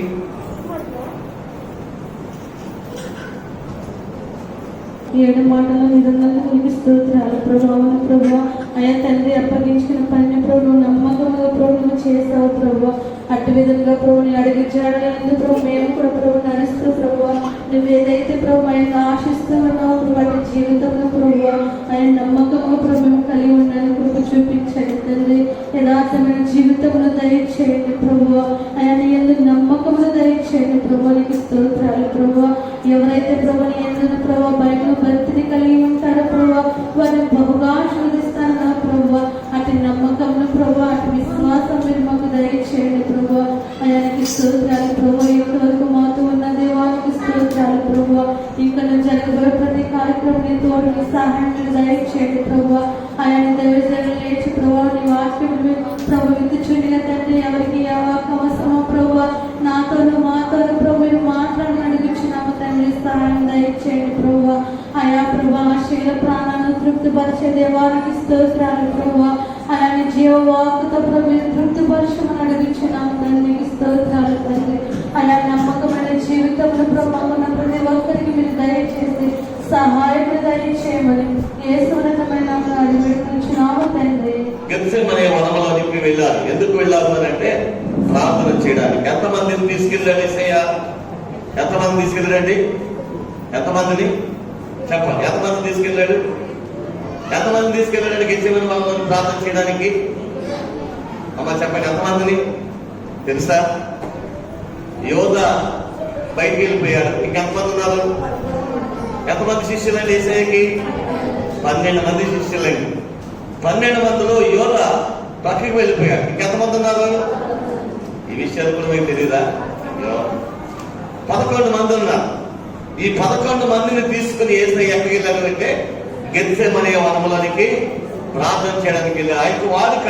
ఎందుకంటే ఆయన అనేక సార్లు ఒంటరిగా వెళ్ళి ప్రార్థన చేసిన స్థలం అది. ఒంటరిగా వెళ్ళి ప్రార్థన చేసినటువంటి స్థలం. ఆ స్థలంలోనికి ఆయన ఈ 11 మంది శిష్యులను తీసుకుని వెళ్ళాడు. దేవునికి అప్పుడు మీరు గమనించండి, 11 మందిని తీసుకుని వెళ్ళి అందులో 3 తీసుకున్నాడు. ఇంకెంతమంది ఉన్నారు? ఇంకెంతమంది ఉన్నారండి? 8 ఉన్నారు. 8 అన్నాడు, మీ 8 ఇక్కడ ప్రార్థన చేయండి, ఈ 3 కూడా నాతో కలిసి వస్తారన్నాడు. బాగా అర్థం చేసుకోండి. మార్పు రాసిన సువార్తను మీరు జ్ఞాపకం చేసుకున్నట్లయితే ఆ సత్యాలు మనకు జ్ఞాపకం చేయబడుతూ ఉంటాయి. దేవుని యొక్క ప్రియమైన వల్ల అయితే ఆ యొక్క సమయంలో మనం జ్ఞాపకం చేసుకున్నప్పుడు ఆ మాట మీరు చదువుకున్న తర్వాత ముందు చెప్తున్నాను, మీరు జాగ్రత్తగా గమనించండి. ఆ 3 తీసుకెళ్ళాడు. ఆ 3 పేర్లు ఎవరో తెలుసండి? సీమోను పేతురు, ఆ తర్వాత ఇంకెవరు? యాకోబు, యోహాను. యాకోబు యోహాను అన్నదమ్ములు, సీమోను పేతురు వేరే వ్యక్తి. ఈ 3 తీసుకుని వెళ్ళి ఈ 3 తీసుకున్నాడు ఆయన. ఎనమండుగుని ఇక్కడ ప్రార్థన చేయమన్నాడు. ఈ ముగ్గురిని మీరు నాతో కలిసి అన్నాడు. వెళ్ళి ఏం చేస్తారంటే, ఒక వ్యక్తి రాయి గిట్టేస్తే ఎంత దూరం వెళ్తుందో అంత దూరం వెళ్ళాడట. తీసుకెళ్ళిన తర్వాత ఆ ముగ్గురు అన్నాడు, ఏమన్నా తెలుసా, మీ ముగ్గురు ఇక్కడ ప్రార్థన చేయండి అన్నాడు. గమనించండి ప్రియమైన దేవుని పిల్లలు, ఎనమండుగుని అక్కడ ప్రార్థన చేయమని చెప్పాడు. ముగ్గురు తీసుకొచ్చాడు. ముగ్గురు తీసుకొచ్చి మీ ముగ్గురు ఇక్కడ ప్రార్థన చేయండి అన్నాడు. యేసయ్య ఏం చేశాడంటే, వారిని విడిచి కొంత దూరం వెళ్ళి ఆయన ప్రార్థన చేయడం ప్రారంభించాడు. దేవుని యొక్క ప్రియమైన వాళ్ళారా, ఆయన ఆ రాత్రి సమయంలో ప్రార్థన చేయడం ప్రారంభించారు.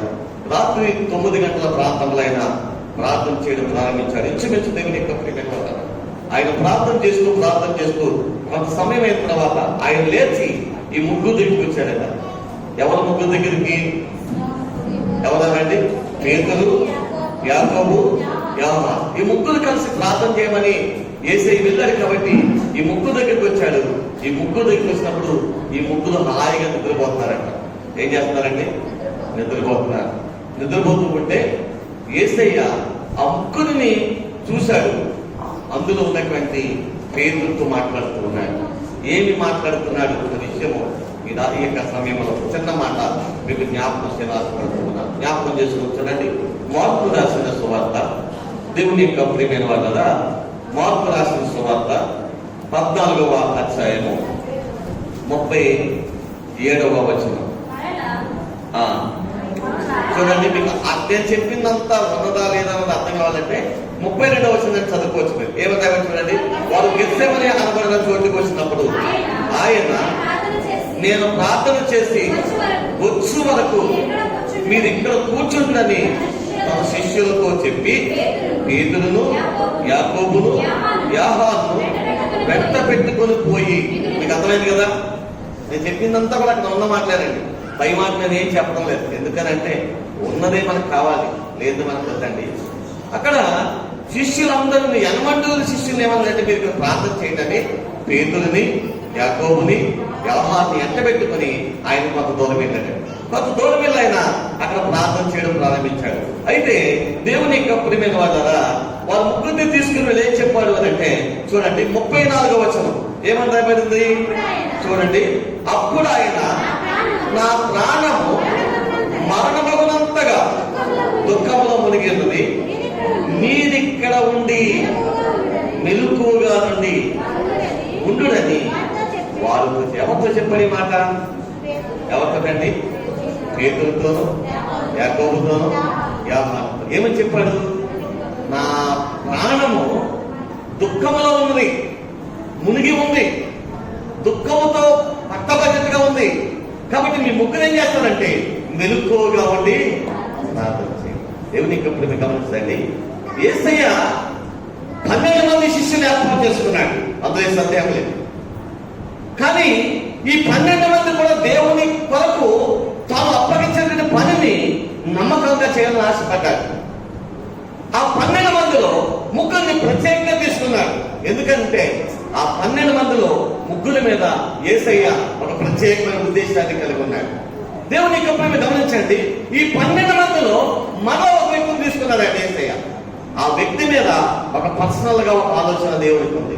యేసయ్యకు ఒక ప్రత్యేకమైన ఆలోచన ఉంది. ప్రియమైన దేవుని పిల్లల, మన జీవితాల్లో కూడా లోకంలో అనేక మందిని దేవుడు ఏర్పాటు చేసుకున్నాడు, అది వేరే విషయం. కానీ ఆ ఏర్పాటు చేసుకున్న అందరిలో కూడా దేవుడు నిన్ను నన్ను కూడా ఒక ప్రత్యేకమైన పని కొరకు పిలుస్తూ ఉన్నాడు. ప్రత్యేకమైన బాధ్యతలను దేవుడు మనకు అప్పగిస్తూ ఉంటాడు. ఆ అప్పగించబడిన బాధ్యతలే ఈ ముగ్గురికి యేసయ్య అప్పగించాడు. దేవుని యొక్క ప్రియమైన వాళ్ళ ఆ ముగ్గురికి యేసయ్య అప్పగించిన బాధ్యత ఏంటంటే, మీరు మెలకువగా ఉండి ఏం చేయాలి?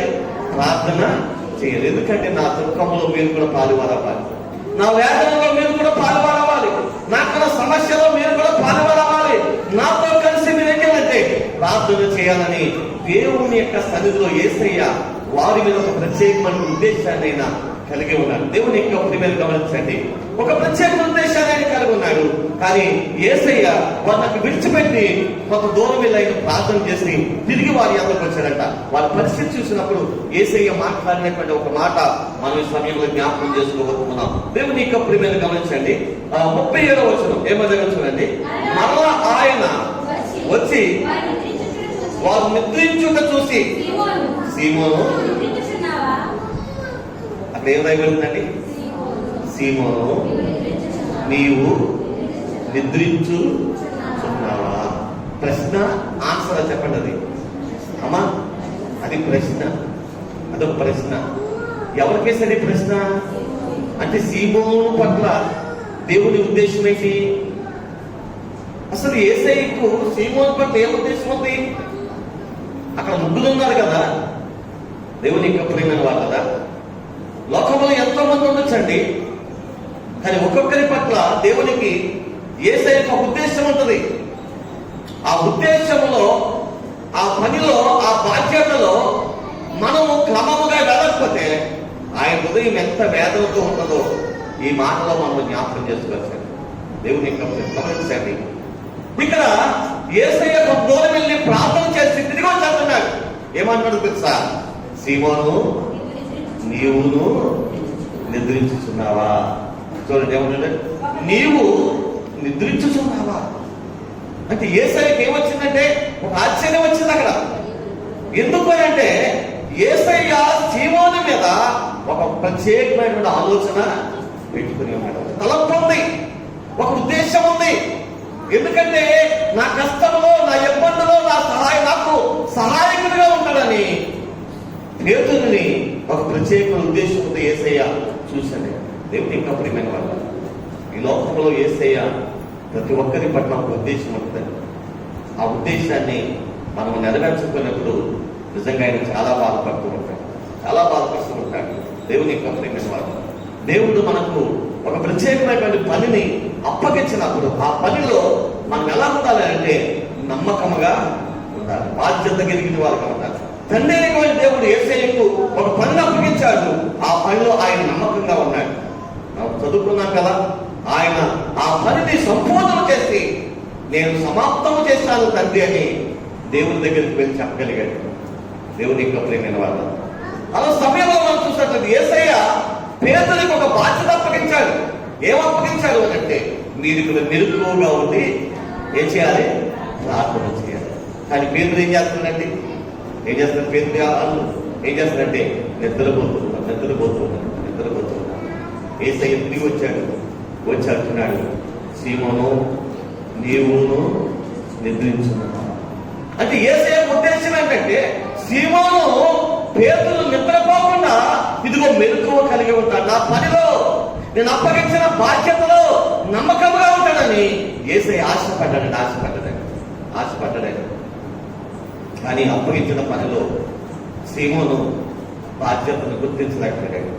దేవుని యొక్క ప్రియమైన వారు, ఈ మాట మన జీవితాల్లో చాలా జాగ్రత్తగా ఆలోచించాలి. దేవుడు ఈ లోకంలోనికి ఎందుకు నిన్ను పంపించాడో తెలుసా? ఎందుకు రక్షణ అనేదాన్ని దేవుడు నీకు ఇచ్చాడో తెలుసా? ఆ రక్షణ ఇచ్చిన దేవుణ్ణి నువ్వు గుర్తించి ఆయన ఇచ్చిన బాధ్యతలను నువ్వు గణపరిచి ఆయన వరకు నీవు నేను జీవించాలి. ఈ రోజులు చూసారండి, దేవుడు బాధ్యతలు ఇచ్చినప్పుడు ఆ బాధ్యతలను గుర్తించిన వారిగా ఉండాలి. కానీ అనేక మంది జీవితాల్లో ఈ బాధ్యతలను వారు గుర్తించలేకపోయినప్పుడు నిజంగా దేవుడు వారు చూసినప్పుడు ఎంత బాధపడతాడో కదా, ఎంత వేదన చెందుతాడో కదా. ఒకసారి ఆలోచన చేయండి. దేవుని యొక్క ప్రియమైన వారు, ఇక్కడ సీమోను పట్ల యేసయ్యకు ఒక ఆలోచన ఉంది, ఒక తలంపు ఉంది. ఎందుకనంటే నా కష్టాల్లో నేను వేదన పడుతున్నాను కాబట్టి, నేను బాధపడుతున్నాను కాబట్టి, నేను మరణం అవునంతగా నాకు దుఃఖం ఉంది కాబట్టి నా దుఃఖములో ఈ ముగ్గురు పాలు పంచుకుంటాను కదా అని యేసయ్య ఆశపడ్డాడు. ముగ్గురులో కంటే పేతుల మీద మరొక ఆలోచన ఉంది. ఎందుకంటే నాతో నీళ్ల మీద నడిచిన వాడు, ఎందుకంటే నీళ్ల మీద నడిచిన వారు ఎవరెవరంటే యేసు ప్రభు వారు తర్వాత పేతులు మాత్రం. ఇంకెవరు నీళ్ల మీద నడిచిన వారు ఎవరు లేరు. పాత నిబంధనలో కూడా నీళ్లు 2 పాయలు అయితే నడిచారు తప్ప నీళ్ల మీద నడిచినటువంటి అధికారం ఎవరికుందంటే ఒక పేతులకు తప్ప ఇంకెవరికి లేదు. ఎంత గొప్ప భాగ్యమో చూడండి, ఎంత గొప్ప భాగ్యమో చూడండి. దేవుని గొప్పని పిలవాలి. అంత గొప్ప భాగ్యాన్ని సంపాదించుకున్నటువంటి పేతుల మీద యేసయ్యకు చాలా ఆలోచనలు ఉన్నాయి. దేవుని యొక్క ప్రియమైన వారు కదా, నీ మీద నా మీద కూడా దేవునికి చాలా ఆలోచనలు ఉంటాయి, చాలా తలంపులు ఉంటాయి. ఒక కుమారుడు పుట్టినప్పుడు ఆ కుమారుడు బట్టి తల్లిదండ్రులకి చాలా ఆలోచనలు ఉంటాయి, చాలా తలంపులు ఉంటాయి. ఆలోచనలు లేవంటే నిజంగా మన మనుషులు కానే కాదండి, మన మనుషులు కానే కాదు. ఎందుకంటే మన పిల్లల మీద మనకు ఒక ఆలోచన ఉంటుంది, ఒక తలంపు ఉంటుంది. 10 మంది పిల్లలు ఉన్నప్పుడు, లేదా 5 పిల్లలు ఉన్నప్పుడు, లేదా 2 పిల్లలు ఉన్నప్పుడు, ఒకరి పిల్ల ఒకరు, లేకపోతే 4 5 ఉన్నప్పుడు ఆ ఒక్కరి మీద కాదు కానీ ఎవరో ఒక్కరి మీద ఒక ప్రత్యేకమైన దృష్టి మనకు కలిగి ఉంటుంది. దేవుని యొక్క ప్రేమ గమనించండి.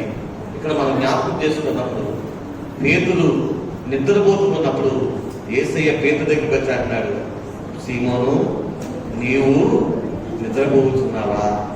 అసలు ఈ మాటకు అర్థం ఏంటంటారు? అసలు ఎందుకు ఈ మాట యేసయ్య? అక్కడ ముగ్గురు ఉన్నారు కదా, యోహాను ఉన్నాడు కదా, యాకోబు ఉన్నాడు కదా. దేవుని యొక్క ప్రియమైన వాళ్ళ యోహాను ఉన్నాడు కదా, యాకోబు ఉన్నాడు కదా. వాళ్ళిద్దరిని ప్రశ్నించకుండా ఎందుకు సీమోను మీద యేసయ్య మాట్లాడుతున్నాడు? దేవుని యొక్క ప్రియమైన వాళ్ళ మనం గమనించినట్లయితే ప్రతి దానికి తాను తోడా వెంటబడి తనతో మాట కలిపి నడుచుకునేవాడు ఎవరంటే ఒక్క సీమోను మాత్రమే. దేవుని యొక్క ప్రియమైన వాళ్ళ అందుకే సీమోను మీద యేసయ్యకు ఒక శ్రేష్టమైనటువంటి ఆలోచన ఉంది. ఎందుకనంటే నాకు అనేక సార్లు నాకు తోడుగా ఉంటాడు కదా, అనేక సార్లు నా కష్టాల్లో ఉంటాడు, ఎంతో అద్భుతంలో ఉంటాడని యేసయ్య సీమోను మీద ఒక ప్రత్యేకమైన ఉద్దేశాన్ని యేసయ్య కలిగి ఉన్నాడు. కానీ మనం జ్ఞాపకం చేసుకున్నప్పుడు యేసయ్య అప్పగించినటువంటి బాధ్యతను సీమోను నిద్రపోతూ ఉన్నప్పుడు దేవుని ప్రియమైన వాళ్ళగా అక్కడ ఆయన అంటున్న మాట మనం చూసినట్లయితే 37వ వచనం అంటున్నాడు. ఏమన్నాడంటే ఆయన మరలా వచ్చి వారు నిద్రించుట చూసి సీమోను నీవు నిద్రించున్నావా? ఒక గడి అయినను మేలుకొని ఉండలేవా? చూడండి యేసయ్య చెప్తున్న మాట. ప్రియమైన దేవుని పిల్లలు, ఒక గడి అయినను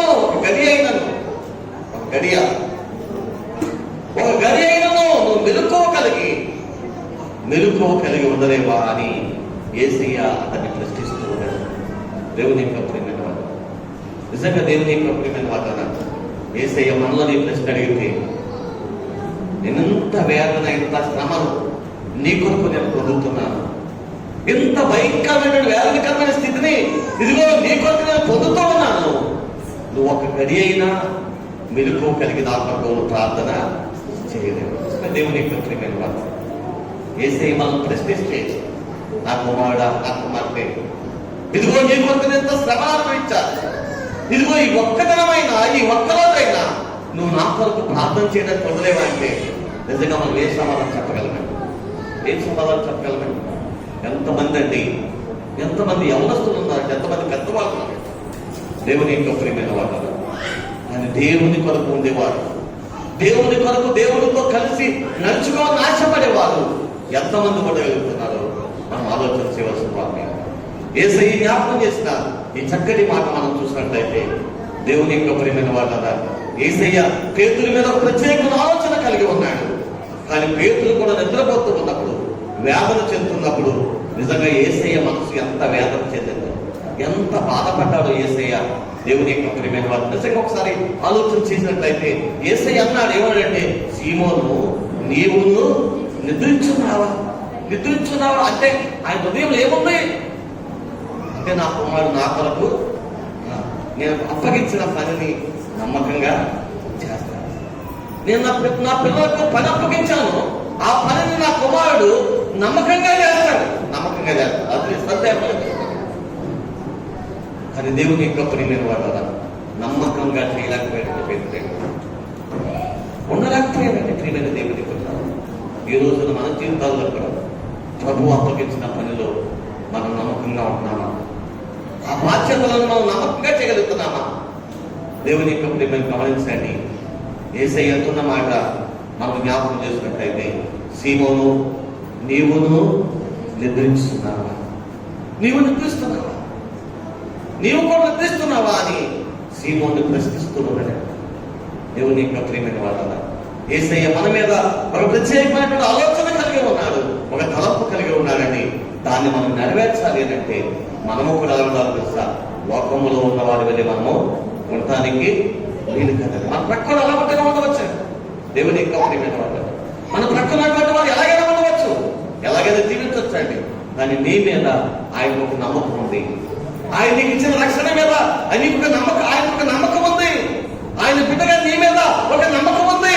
ఒక బాధ్యత నీకు అప్పగించాడు కదా, ఆ బాధ్యత మీద నువ్వు చేస్తావు అనేటువంటి నమ్మకము ఆయనకి కలిగి ఉంది. ఆయన నెరవేర్చగలుగుతున్నామా? లేదా పేతులు వలె మనము కూడా ఇది నెరవేర్చలేక, ఆ విషయాన్ని గుర్తించలేక, ఆ విషయాన్ని మనం గమనించలేక మనము లోకంలో మనుషులుగా పరిచయం ఏదో వచ్చే వెళ్ళే వారుగా ఉండేవారుగా ఉంటున్నామా? ఏదో ఉన్నామన్న పేరు మాత్రం ఉన్నట్లుగా మనం ఉంటున్నామో ఆలోచన చేయవలసిన వాళ్ళమే ఉన్నాం. దేవుని యొక్క ప్రేమైన వాళ్ళు, దేవుడు ఒక్కొక్కరి పట్ల ఒక్కొక్క ఆలోచన కలిగి ఉంటాడండి, ఒక తలంపు కలిగి ఉంటాడు ప్రేమైన దేవుని పిల్లలు. కానీ ఇక్కడ మనం జ్ఞాపకం చేసుకున్నప్పుడు అందుకే యేసయ్య పేతురుతో అంటాడు, పేతురు ఒక గడి అయినా నీవు మెలకువ కలిగి ఉండలేవు, ప్రార్థన చేయలేవా? ఇంకా కింద వచనంలో మరొక మాట అంటున్నాడు, ఏమన్నా చూడండి యేసయ్య ఏమన్నా చూడండి, మీరు శోధనలో ప్రవేశించకున్నట్లు మెలకువగా నుండి ప్రార్థన చేయండి, ఆత్మసిద్ధమే గాని శరీరము బలహీనమని పేతురుతో చెప్పి దేవుని యొక్క ప్రేమికుడు. యేసయ్య పేతురుతో ఏమని చెప్తున్నాడంటే, పేతురు మీరు శోధనలో ప్రవేశించకున్నట్లు మీరేం కలిగి ఉండాలి? మెలకువ కలిగి ఉండాలి, మెలకువ కలిగి ఉండాలి. దేవుని యొక్క ప్రేమైన వాళ్ళు, నీకొచ్చే ప్రతి శోధన నుంచి నీ కుటుంబం తప్పించబడాలంటే, నీకొచ్చే ప్రతి వ్యాధుల నుండి నీ కుటుంబం విడిపించబడాలంటే, నీకున్న ప్రతి వ్యాధుల నుండి నీ కుటుంబం విడిపించబడాలంటే నువ్వేం కలిగి ఉండాలి తెలుసా? మెలకువ కలిగి ఉండాలి, మెలకువ కలిగి ఉండాలి.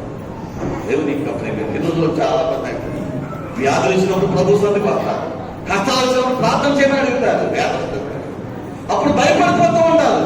కానీ తను తీరిపోయిన తర్వాత దేవునికి దూరం అయిపోయేవారు ఎంతమంది అండి? మెలకువ లేని జీవితాలండి. దేవుడు వారి మీద పెట్టుకున్న ఆలోచనలు నెరవేర్చలేని వారు. దేవుని యొక్క ప్రియమైన వారు, నిజంగా యేసయ్య మనస్సు ఎంత వేదన చెందిందో ఈ మాటను బట్టి మనం జ్ఞాపకం చేసుకున్నాం. పరిశుద్ధాత్మ దేవుడు ఎందుకు ఈ మాటలు రాయించాడో తెలుసా? ప్రియమైన దేవుని పిల్లరా, మనము కూడా ఒకవేళ ఈ రీతిగానే ఇదిగో పేతురు వలె ప్రభు యొక్క సన్నిధిలో ఉంటూ కూడా, దేవుని యొక్క సన్నిధిలో ఉంటూ కూడా మెలకువ లేనటువంటి జీవితం, మెలకువ లేనటువంటి జీవితం. ఎందుకంటే ఒక శోధన రాబోతూ ఉన్నప్పుడు ముందుగానే మనం మెలకువ కలిగి ఉంటే ప్రియమైన దేవుని పిల్లరా, ఆ శోధనలో మనం తప్పించుకోవడానికి అవకాశం ఉంటుంది. దేవుని యొక్క ప్రియమైన వాదన, ఆ శోధన నుంచి మనం తప్పించుకోవడానికి అవకాశం ఉంటుంది. ఎప్పుడు అంటే మనం మెలకువ కలిగి ఉన్నప్పుడు మాత్రమే, మెలకువ కలిగి ఉన్నప్పుడు మాత్రమే. మెలకువ కలిగి ఏం చేయాలి తెలుసా? ప్రార్థన చేయాలి. మెలకువ కలిగి ప్రార్థన చేయాలి, మెలకువ కలిగి ప్రార్థన చేయాలి. పేతురు మీద దేవునికి ఉన్న ఆలోచన ఏంటంటే, యేసయ్యకు ఉన్న ఆలోచన ఏంటంటే, వస్తున్నటువంటి శ్రమను బట్టి, వస్తున్నటువంటి శోధనను బట్టి నా కుమారుడు నా కొరకు మెలకువ కలిగి ప్రార్థన చేస్తాడని ఆశ ఉందండి, ఆశ ఉంది యేసయ్యకండి. కానీ ఆశను నెరవేర్చినటువంటి పేతురుగా ఆ స్థలంలో పేతురు కనిపించడం లేదు. దేవుని యొక్క ప్రేమ వారు యేసయ్య జ్ఞాపకం చేస్తాడు. ఏమంటాడంటే, సీమోను నీవు కూడా నిద్రించున్నావా? నీవు కూడా నిద్రిస్తున్నావా? మెలకువ కలిగి ప్రార్థన చేయాలి. ఆత్మ సిద్ధమే కానీ ఇదిగో శరీరము ఇదిగో భయంకరంగా పరిస్థితిలో ఉంది కాబట్టి ఇదిగో మెలకువ కలిగి ప్రార్థన చేయమని జ్ఞాపకం చేస్తున్నాను. నిజమే దేవుని యొక్క వారు, యేసయ్య మన మీద మన కుటుంబాల మీద ఒక ప్రత్యేకమైన ఆలోచన కలిగి ఉంది. అదేంటో తెలుసా? అనేక మంది కొరకు మనము కూడా మెలకువ కలిగి ప్రార్థన చేసే వారుగా ఉంటాం. మెలకువ కలిగి ప్రార్థన చేసే వారుగా ఉంటామని అనేకమైనటువంటి ఆత్మల కొరకు, అనేకమైనటువంటి రక్షణ లేని వారి కొరకు, అనేక మంది నశించిపోతున్న వారి కొరకు మనం మెలకువ కలిగి ప్రార్థన చేసే అనుభవాలు మనం కలిగి ఉండాలని ఆశపడుతున్నాడు. కానీ దేవుని యొక్క ప్రేమైన వారు, కానీ మనం ఏం చేస్తున్నాం? మెలకువ కలిగి ప్రార్థన చేస్తున్నామా? మెలకువ కలిగి ప్రార్థన చేస్తున్నామా? నిజంగా పేతురు మీద యేసయ్యకు ఒక ఆలోచన ఉంది. ఈ రోజున నీ మీద నా మీద కూడా యేసయ్యకు ఒక ఆలోచన ఉంది. ఏంటో తెలుసా? ఆయన తండ్రి యొక్క పనిని సంపూర్ణంగా నెరవేర్చాడు. కాబట్టి యేసయ్య చెప్పిన మాట ఏంటో తెలుసా? మీరు సర్వ సృష్టికి వెళ్ళి సర్వ సృష్టికి సువార్తను ప్రకటించండి. నమ్మి శ్వాసం ఇచ్చిన వాడు రక్షించబడతాడు. అంతేకాదు ప్రియమైన వాళ్ళ ఇక్కడ పేదలతో చెప్తాడు ఏమిటంటే మీరు మెలకువ కలిగి ప్రార్థన చేయాలి. ఎందుకంటే సమస్యలు రాబోతున్నాయి, ఇబ్బందులు రాబోతూ ఉన్నాయి, శోధనలు రాబోతూ ఉన్నాయి, అపజయాలు రాబోతూ ఉన్నాయి. ప్రియమైన దేవుని పిల్లరా, మన పట్ల అనేక మంది నశించిపోతున్నారు. అనేక మంది క్రీస్తులోనికి రాకుండా నశించిపోతున్నారు. ఎందుకు తెలుసా? వారు మెలకువ కలిగి ప్రార్థన చేసేవారు లేకపోవడం చేత, మెలకువ కలిగి ప్రభు సన్నిధిలో మొదలుపెట్టే వాళ్ళు లేకపోవడం చేత అనేక మంది ఏమైపోతున్నారంటే దేవునికి దూరం అయిపోతున్నారు. అందుకని మనం ఏం చేయాలో తెలుసా? మెలకువ కలిగి ప్రార్థన చేసేవారు. మనం ప్రార్థన చేయాలి. ఎందుకో తెలుసా? నీవు నాకు మొదలుపెట్టము, నేను గొప్ప కార్యాలు ప్రభు చేస్తాను. నువ్వు ప్రార్థన చేస్తే, మెలకువ కలిగి నువ్వు ప్రార్థన చేస్తే, ప్రియమైన దేవుని పిల్లలు, నీకు వచ్చే ప్రతి శోధనల నుండి, నీ కుటుంబానికి వచ్చే ప్రతి అపదేవుల నుండి, ఆ యొక్క భయంకర శ్రమల నుండి నిన్ను విడిపిస్తాడు దేవుని యొక్క ప్రియమైన వాళ్ళ. విడిపించబడాలి అంటే మనకేం కలిగి ఉండాలంటే, ఇదిగో మెలకువ కలిగిన జీవితము కావాలి. మెలకువ కలిగిన జీవితం కావాలి. నీ కుటుంబము ఇదిగో ప్రభు సన్నిధిలో రక్షించబడాలంటే, నీ పిల్లలు ఆధ్యాత్మిక ఎదగాలి అంటే నువ్వేం చేయాలో తెలుసా? నువ్వు తిని మొత్తుడిపై ఉండవు కాదు, కానీ తిని నీ జీవితాన్ని మొత్తుడిగా చేసుకుని, ఇదిగో లోకము నిద్రిస్తున్నట్లుగా, మనుషులు నిద్రిస్తున్నట్లుగా నువ్వు నిద్రించకూడదు. కానీ నువ్వేం చేయాలో తెలుసా? మెలకువ కలిగి ప్రార్థన చేయాలి. యేసయ్య ప్రతి సమయంలో చెప్పిన మాట అదే, మెలకువ కలిగి ప్రార్థన చేయాలి. మెలకువ కలిగి ప్రార్థన చేయాలి. ప్రియమైన దేవుని పిల్లరా, ఈ రాత్రి యొక్క మధ్యాహ్నకాల సమయంలో మన జీవితాలు మనం జ్ఞాపకం చేసుకుంటాం. ఇదిగో పేదలు ఆ స్థానంలో, ఆ సమయంలో మెలకువ లేకపోయాడు. కానీ దేవుని యొక్క ప్రియమైన వాళ్ళ తర్వాత చాలా సందర్భాల్లో ఆయన మెలకువ కలిగి చేశాడు. అనేకమైన ఆత్మలను ప్రభు కొరకు సంపాదించాడండి. దేవుని యొక్క ప్రియమైన వాళ్ళ ఒకవేళ మనము కూడా మెలకువ లేకుండా ఒకవేళ దేవునికి దూరంగా ఉంటే, ఇదిగో ప్రభు చెప్పిన ఆ మాటను బట్టి మనము కూడా మెలకువ కలిగి ప్రభు సన్నిధిలో ప్రార్థన చేసేటువంటి అనుభవాన్ని మనం కలిగి ఉంటే, మన కుటుంబాలకు వస్తున్న ప్రతి శోధన, మన పిల్లలకు వస్తున్న ప్రతి అపజయాలు, మన కుటుంబాలకు వస్తున్న ప్రతి వ్యాధిని, ప్రతి సమస్య నుండి కూడా మనం విడిపించబడతాం. ఎప్పుడో తెలుసా? రాబోతున్న దానికంటే ముందుగా మనం ఏం చేయాలంట? మెలకువ కలిగి ప్రార్థన చేయాలి. మెలకువ కలిగి ప్రార్థన చేయాలి. మెలకువ కలిగి ప్రార్థన చేయాలి. ప్రియమైన దేవుని పిల్లలు, యేసయ్య తన శిష్యులకు వెళ్ళిపోతూ ఒక చక్కటి మాట జ్ఞాపకం చేస్తారు. ఏం తెలుసా? మీరు శోధనలో ప్రవేశించుకున్నట్లు మెలకువ కలిగి ప్రార్థన చేయాలి. నిద్రపోవద్దు, నిద్రపోవద్దు. నిద్రపోయారా? ఇదిగో శోధనలు వచ్చి మిమ్మల్ని కప్పలిస్తారు. మెలకువ లేకుండా ఉన్నారా? ఇదిగో సమస్యలు వచ్చి మిమ్మల్ని పాడు చేస్తాయి. కనుక మీరు ఏం చేయాలంటే మెలకువ కలిగి ఉండండి. మెలకువ కలిగి ఉండండి. దేవుని యొక్క ప్రియమైన వాళ్ళు 11 మంది శిష్యులు ఉన్నారు. అక్కడ 80 శిష్యులు ప్రార్థన చేయమని చెప్పారు. ఇక్కడ 3 శిష్యులతో చెప్తున్నాడు. ఆ 3లో పేతురు ప్రత్యేకంగా అడుగుతున్నాడు. పేతురు, నీవు నిద్రించున్నావా? నువ్వన్న నా కొడుకు మెలకువ కలిగి ఉంటావు రాసిపెడుతున్నానని పేతురుతో ప్రభు మాట్లాడుతున్నాడు. ఏ విధంగా దేవునికి ప్రియమైన వాళ్ళు, మనందరి పట్ల, ఒక్కొక్కరి పట్ల దేవునికి ఒక ఉన్నతమైన ఆలోచన ఉంటుందండి. దేవుని యొక్క సన్నిధిలో ఒకవేళ లోకంలో ఉన్నవారు ఎలా ఉంటాయని ఉండొచ్చు, నీ పక్కన ఉన్నవాడు వారు ఎలాగైనా ఉండవచ్చు. కానీ దేవుడు నీకు అప్పగించిన ఆ బాధ్యతను నువ్వు గుర్తించి, ఆ బాధ్యతలో ఇదిగో నువ్వు నమ్మకంగా ప్రభు సన్నిధిలో ఉండగలిగితే, మెలకువ కలిగి ప్రార్థన చేయగలిగితే, ఇదిగో పేతురుని ఏ రీతిగా దేవుడు ఉన్నతంగా ఆశీర్వదించాడు, ఉన్నతంగా బలపరిచాడు. పేతురు ద్వారా అనేక మంది బిడ్డలను రక్షించాడు. అలాగే నీ ద్వారా, నా ద్వారా కూడా అనేక మందిని ప్రభు సన్నిధిలో ప్రభు ఉన్నతంగా నడిపించగలుగుతాడు. ఆ రీతిగా మనం ఉండాలి అంటే మనము ఇదిగో వస్తున్న ప్రతి శోధన తప్పించబడడానికి ఇదిగో మెలకువ కలిగినటువంటి జీవితాన్ని ప్రభు మనకు అప్పగించినటువంటి ఆ బాధ్యతను మనం నమ్మకంగా మన యొక్క జీవితాలను ప్రభు సన్నిధిలో నమ్మకంగా చేయడానికి మనం అందరం సిద్ధపడాలని మేము జ్ఞాపకం చేసుకున్నాం. ఎంతవరకు ఒకటి విషయాన్ని దేవుని సన్నిధిలో మనం జ్ఞాపకం చేసుకున్నాం. దేవుని యొక్క ప్రియమైన వారు, ఆ యవనస్తుడు ఆ పెద్ద ఆయన చెప్పినటువంటి ఆ పనిని తను నమ్మకంగా సంపూర్ణంగా జరిగించాడు. ఒక దినాన్ని, ఒక ఉన్నతమైన ఆశీర్వాదాన్ని, ఉన్నతమైన దీవెనను అతని జీవితంలో సంపాదించుకోగలిగాడు. దేవుని యొక్క ప్రియమైన వారు, అలాగే ప్రభు మనకు అప్పగించిన ఆ పనిని మనము కూడా నమ్మకంగా, పరిపూర్ణంగా మన జీవితాల్లో జరిగించగలిగితే ఒక దినాన్ని దేవుడు ఇదిగో ఆ యవనస్తుడికైతే ఒక అధికారిగా ఇచ్చాడు. కానీ మనకైతే ఎంత బహుమానమో తెలుసా? దేవుని యొక్క ప్రియమైన వాళ్ళ యేసుప్రభువు వారు జ్ఞాపకం చేశారండి. ఏమని జ్ఞాపకం చేసుకుంటారు? ఇదిగో నాతో పాటు మీరు కష్టపడినట్లయితే, నాతో పాటు మీరు శ్రమ పడినట్లయితే, ఇదిగో ఆకాశంలోని జ్యోతుల వల్ల మీరు ఏం చేస్తారు? ప్రకాశిస్తారు. ఎంత గొప్ప భాగ్యం! అనేకులను ప్రకాశింపజేసే నక్షత్రాలుగా దేవుడు మనం చేయవలనుకున్నాడు. దేవుని యొక్క ప్రియమైన వాళ్ళ అటువంటి గొప్ప భాగ్యాన్ని ఈ లోకంలో మనం సంపాదించుకోవడానికి ప్రభువు నీకు నాకు ఏ పని అయితే అప్పగించి, ఏ బాధ్యతలను మనకు అప్పగించాడో ఆ బాధ్యతలలో మనం నమ్మకంగా, ప్రభు అప్పగించిన పనిని నమ్మకంగా మన ప్రాణంలో పోయే వరకు కూడా ప్రభు పనిలో నమ్మకస్తులుగా ప్రభు సంతో జీవించడానికి మనమందరము సిద్ధపడాలని, అటువంటి గొప్ప భాగ్యాన్ని పరిశుద్ధాత్మ దేవుడు మనందరికీ అనుగ్రహించాలని ఈ చిన్న మాట ద్వారా జ్ఞాపకం చేస్తూ ఈయన మాటను ముగిస్తూ ఉన్నాం. అట్టి భాగ్యాన్ని పరిశుద్ధాత్మ దేవుడు మనందరికీ అనుగ్రహించి నడిపించి బలపరచునుగాక. ఆమె చిన్న ప్రార్థన చేసుకుందాం. తమలో వచ్చిందామండి. పడినటువంటి శ్రమలను బట్టి స్తోత్రాలు చెల్లిస్తున్నాం ప్రభు. మీరు నా ప్రభు మా కొరకు చెల్లించినటువంటి రక్తాన్ని బట్టి కూడా స్తోత్రాలు చెల్లిస్తున్నాను. ఎందుకంటే నువ్వు దేవదేవుని స్వరూపమై ఉన్నావయ్యా. సాక్షాత్తు లోకాలకు ఏలేటటువంటి నీవే లోకానికి దిగి వచ్చి మానవుడిలో నశించిపోతున్న ప్రతి మానవాని కోసం నా ప్రభు మీ ప్రాణాన్ని బలిగా అర్పించి ఉన్నందుకు స్తోత్రాలు చెల్లిస్తున్నాను ప్రభు. నీ త్యాగాన్ని నా ప్రభు ఏ వ్యక్తి మేము తీర్చగలమయ్యా.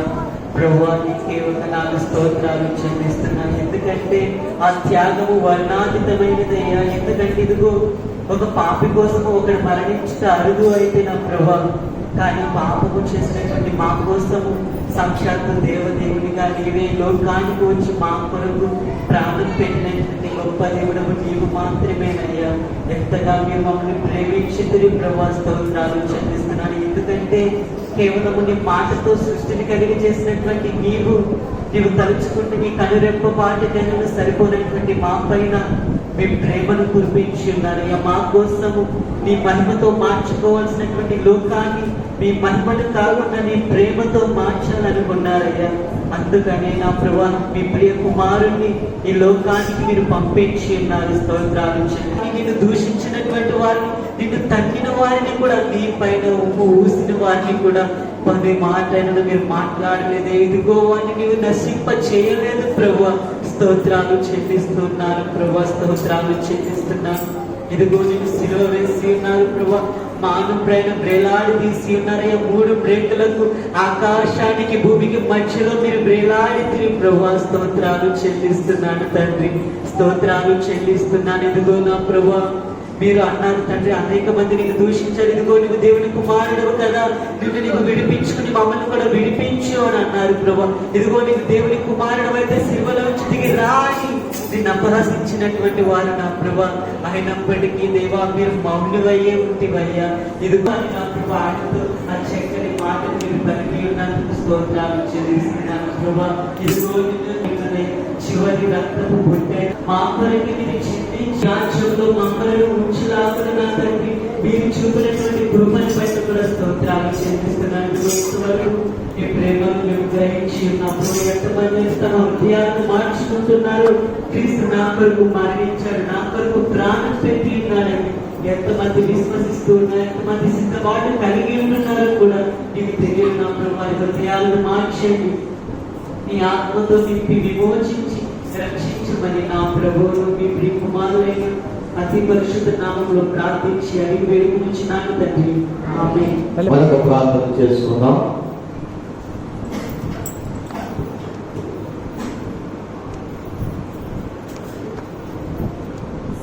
ఆడపిల్లలు మనకు ప్రార్థన చేయండి.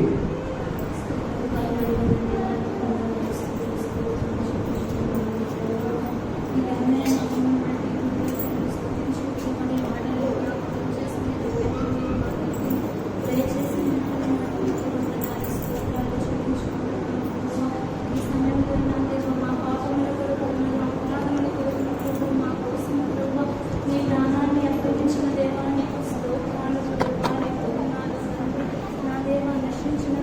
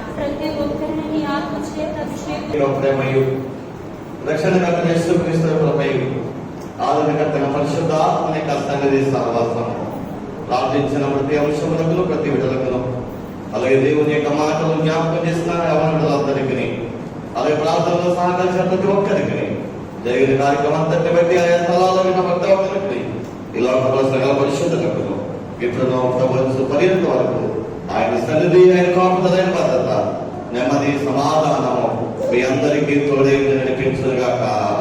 దేవుడి మిమ్మల్ని దీవించుగాక. ఆయన కృపలో వర్ధన చేయనుగాక. అందరికీ వందనాలండి.